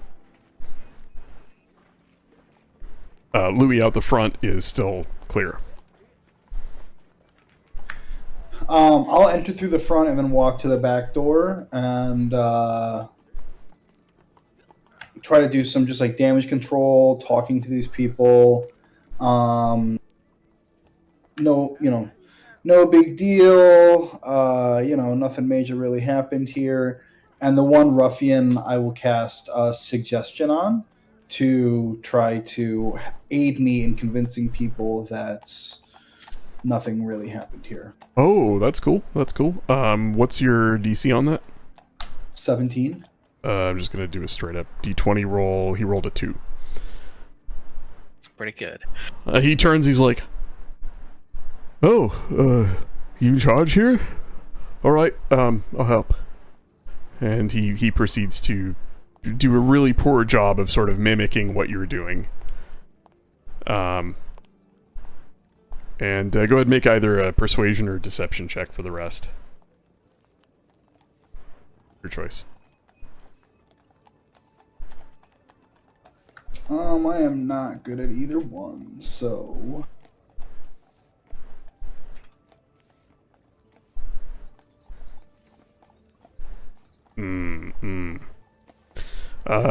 You don't manage to convince everybody, but, well, these are private rolls, but I don't have a... Here, I'll just send you a screenshot, because that's fun. You don't do a very good job, but Buddy Guy, who you convinced, got a natural 20, and I'll paste it there in the group chat. Oh, nice. I got buttons on my stream deck that I push to roll dice when I don't have stat blocks for these guys. Good job, buddy. Yeah, so great job on convincing him to help you. He manages to calm down a couple of the locals.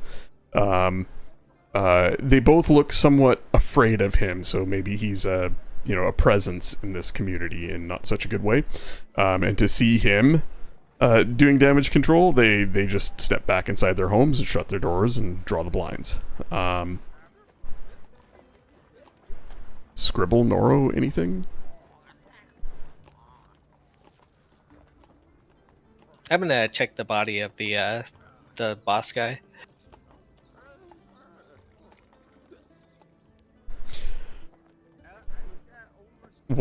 For loot or something else? Yeah. Okay.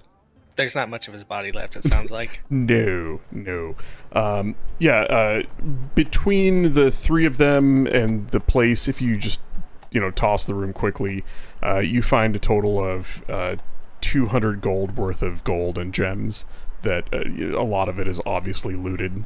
And a dagger. Actually, more appropriately, come on, where is it?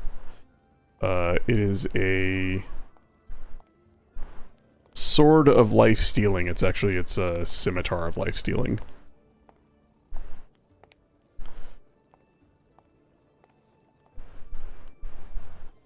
Which is the magic item that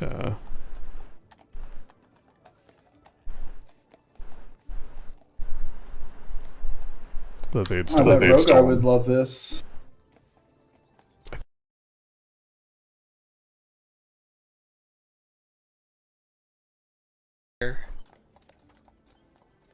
It's back.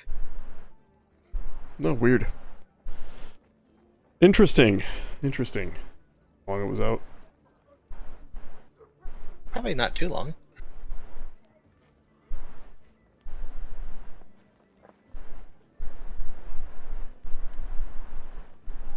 Well, anyway, it looks like it's back up now. I'll check it afterwards to see. I wonder if that means that... Oh, no, it looks like the session's still going at 3:30, 6:30. Is there anything else you guys want to do here? Do you actually want to light the building on fire? It abuts up against the other buildings in the block. They are effectively connected stone to stone. Yeah, no, the sickening radiance is kind of what I meant by lighting it on fire. Just, Anyone else want to do anything? Leave a message written in blood, etc. before you guys leave? Or You are sure that you do not want to set it on fire? I had planned on doing so, but we do not have to if you do not want to. If you want to burn it down, you're more than welcome to. I believe I have a meeting to get to. Would you like us to accompany you to this meeting, or... The message said to come alone, so... If it's Silas, he probably wants to talk about the asking for Holly is dead. And the not telling anyone.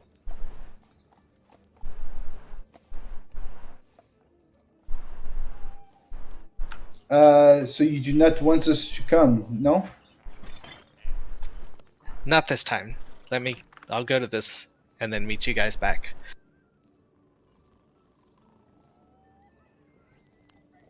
So in that case, Louis will take 10 minutes or so and just comb through this place, find anything interesting, anything valuable, any kind of communications about what they were doing or future plans.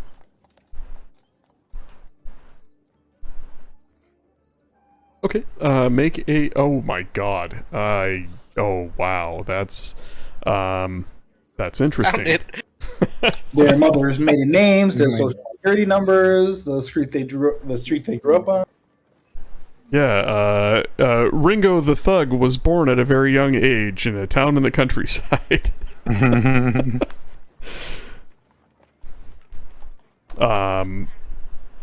You don't find much information-wise. Actually, Louis, your tossing of this place really reveals to you these guys probably didn't even know how to read. So any sort of written plans or maps or anything would be well above and beyond their capabilities. This weapon looks like the most valuable thing that any of the three of them have ever had their hands on. This home does not look like it was theirs. It looks like it belonged to somebody else who perhaps no longer draws breath or moved out. Just from some odd bits of clothing and stuff you find that don't match these types. But there really isn't much else here. Anything of value has either been, burned, used as toilet paper, sold, or whatnot, or looted by perhaps even others. It's a rundown, abandoned building, as far as you can tell. Noro, do you think that we should do something with the bodies, or shall we just leave them here and close the door? Leave them here. And close the door. Yeah, they just look like they died of, plague and axes. An axe. The two most common causes of death. Damn plague. Yeah, so if Scribble, are you gonna just wander out the front door and down the street to your meeting place, which was literally, a long block away? Yeah. Well, as you do that, you see a figure in the distance, leaned up against some rubble, some rather large stones that have, fallen off of the city wall.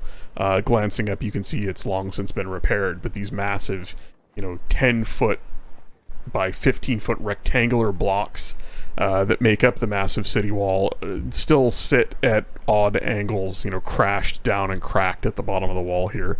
It's not an uncommon sight, and it's one of the reasons why the buildings don't butt right up against the city walls.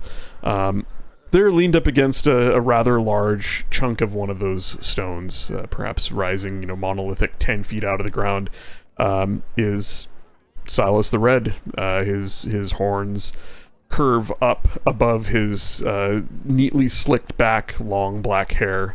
Red skin glistens in what little bit of flicker of light is out, from a candle in a window here and a bit of starlight there. You can see he's wearing an immaculate white long coat and cape, and he has a long black cane in one hand. He's just leaned up against the stone.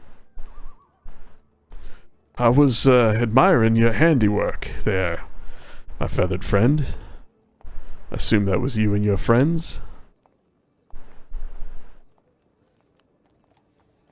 They were very rude earlier. Well, I have on occasion told them that will get them into trouble. There is no place for that in gentleman's business. He smirks and frowns. This fucking guy. Thank you for coming here alone. I know that is a risk, as you see it. I assure you, it is not.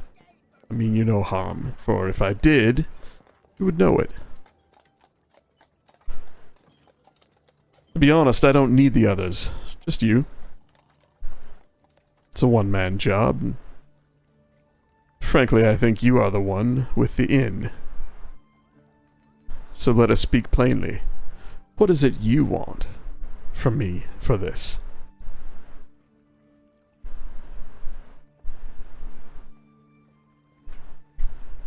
I think you can probably guess based off of the price that was given. Well, Dresden did pass on a list of demands. He did not put a name next to each one, but if I had to guess, I know which one is yours. Tall ask for such a simple job. She has been useful to me. Although, at last dealing with her, I have a feeling that it was you who did the majority of the work. Tell me,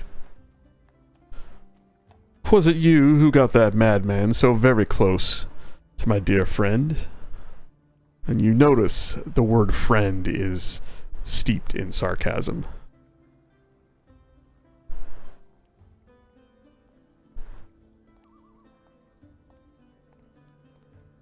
A caravan with nobles traveling down the road probably isn't something that's very rare to see. My, he is discreet as well. Truly a gentleman of business.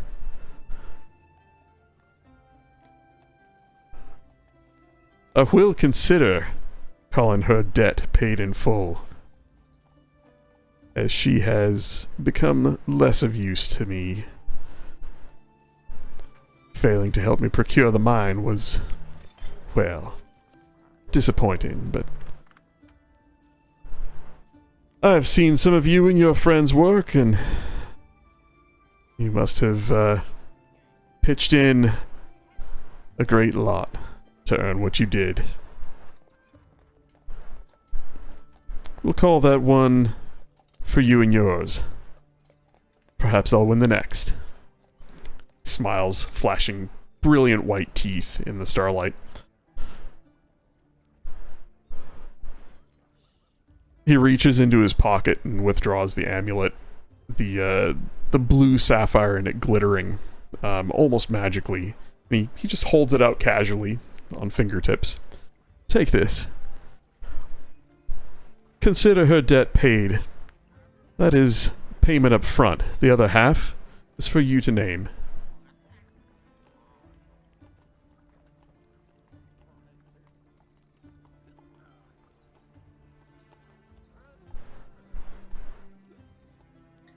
And the job is just to put it close. Well, I would prefer you get as close as you can. But I will settle for you leaving it in a place he frequents.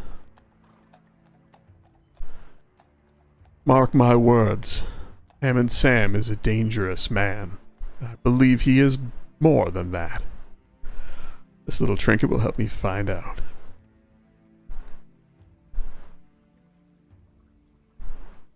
So the message comes back to you. Well, in a roundabout's way.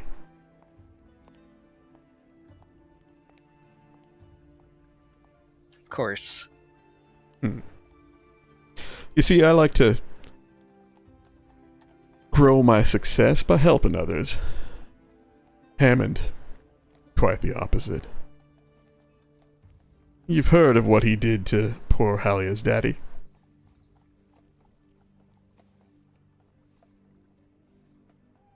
I'm sure he wasn't completely innocent. Every bit as guilty. More so, even.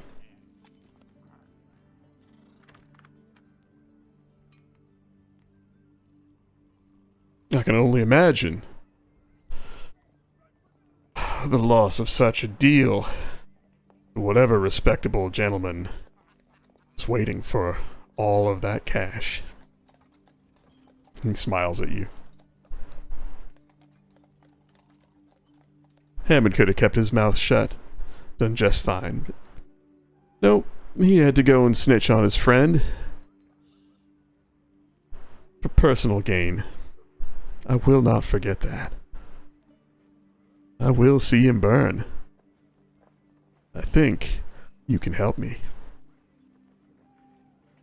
With that little trinket right there. All of this is over some missed out cash. Well, I've made that and more in the years since, but I never forget one who has wronged me. I have a very long memory.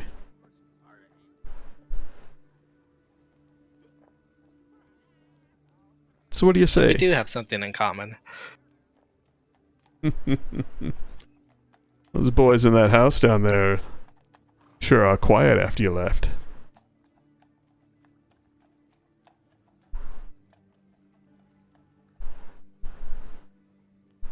Their tongues should still be attached.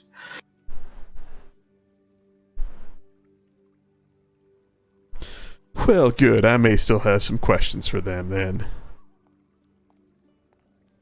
He smiles with a mischievous glint in his eye. Tell me, our dear friend Halia is the first half of a debt paid. What is the second? I do not like to owe people.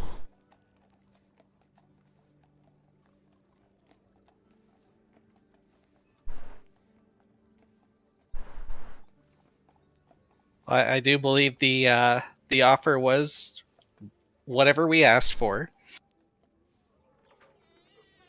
Well, coin would have been easy, but when it turned to information and debts repaid, that is some of those questions I cannot answer.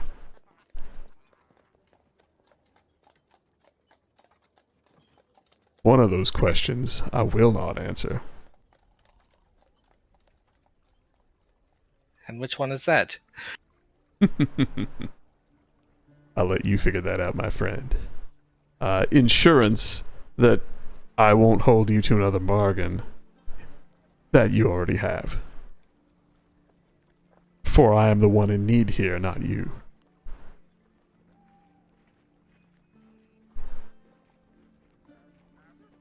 Well, after this is put into place, I'll let you know the price.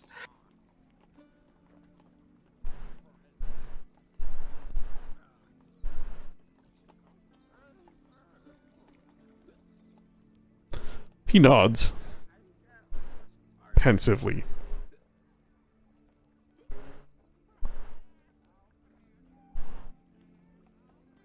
It can't be her.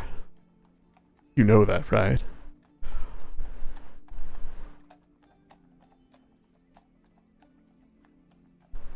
Why, you don't get to rescue all the maidens in one night.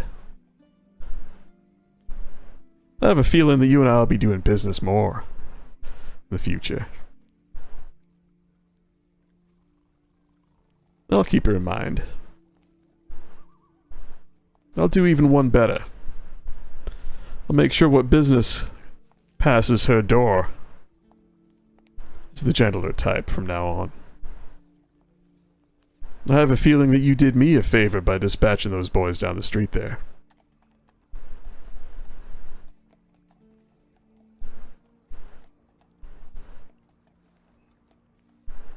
I guess we'll see.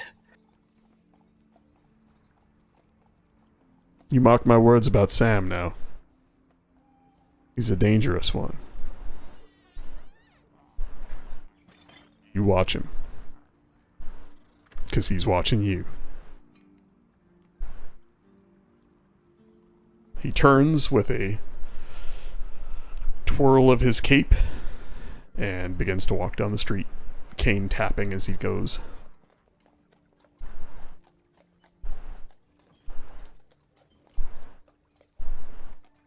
And I I'll think, just turn around and walk back. unless there's anything else you guys want to do tonight, we can end it there. Lunalia, rushing down the street after all of this,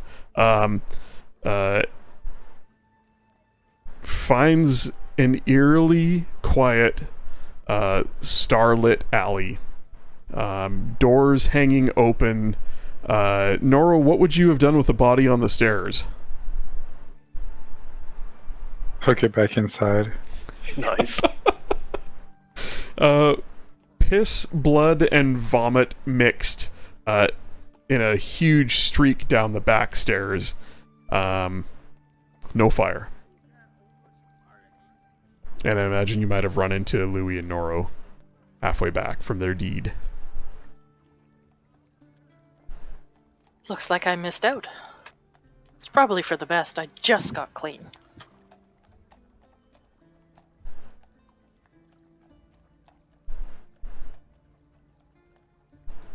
Rogar had said something about a fire, but I don't see one burning, so couldn't have been that bad. You catch Noro sniffing on his soap.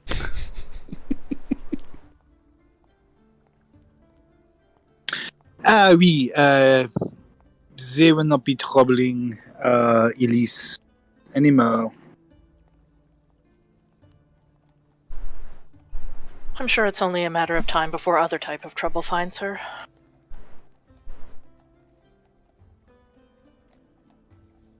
As long as there's a debt that she owes. Men like that will always come around.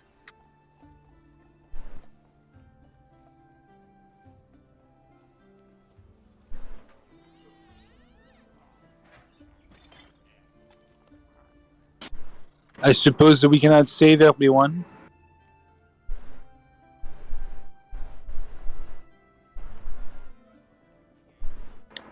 But I do not mind righting wrongs where we see them.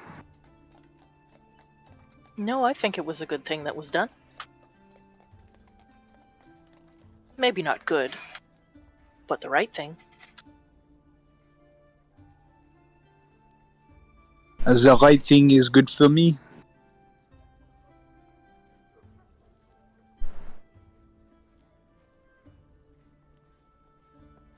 Rogar back at the shop. Something you can't shake. You get a bad feeling. It makes your scales crawl. Picked up around the time the guys left. And it lasts until shortly before they return.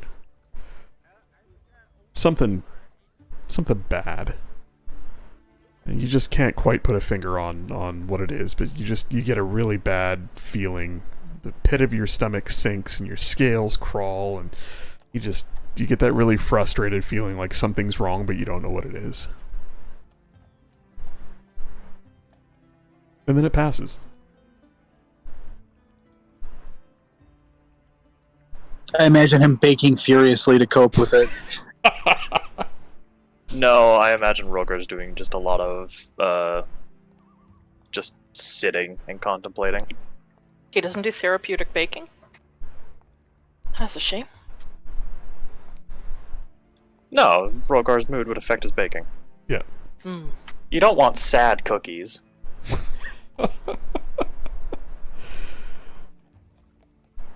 Angry cupcakes. Bake when you're happy, eat when you're sad. Yes. Baking when you're happy is like storing up the happy, and then you eat it when you're sad to get it back. This Unless is you why- live in this house and it gets eaten 10 minutes after it got mated. This is why I'm fat. Alrighty, well, I'm going to end the stream. Thanks, everybody. That was fun. I did not get to the meeting that I wanted to get to. But that is prepared and ready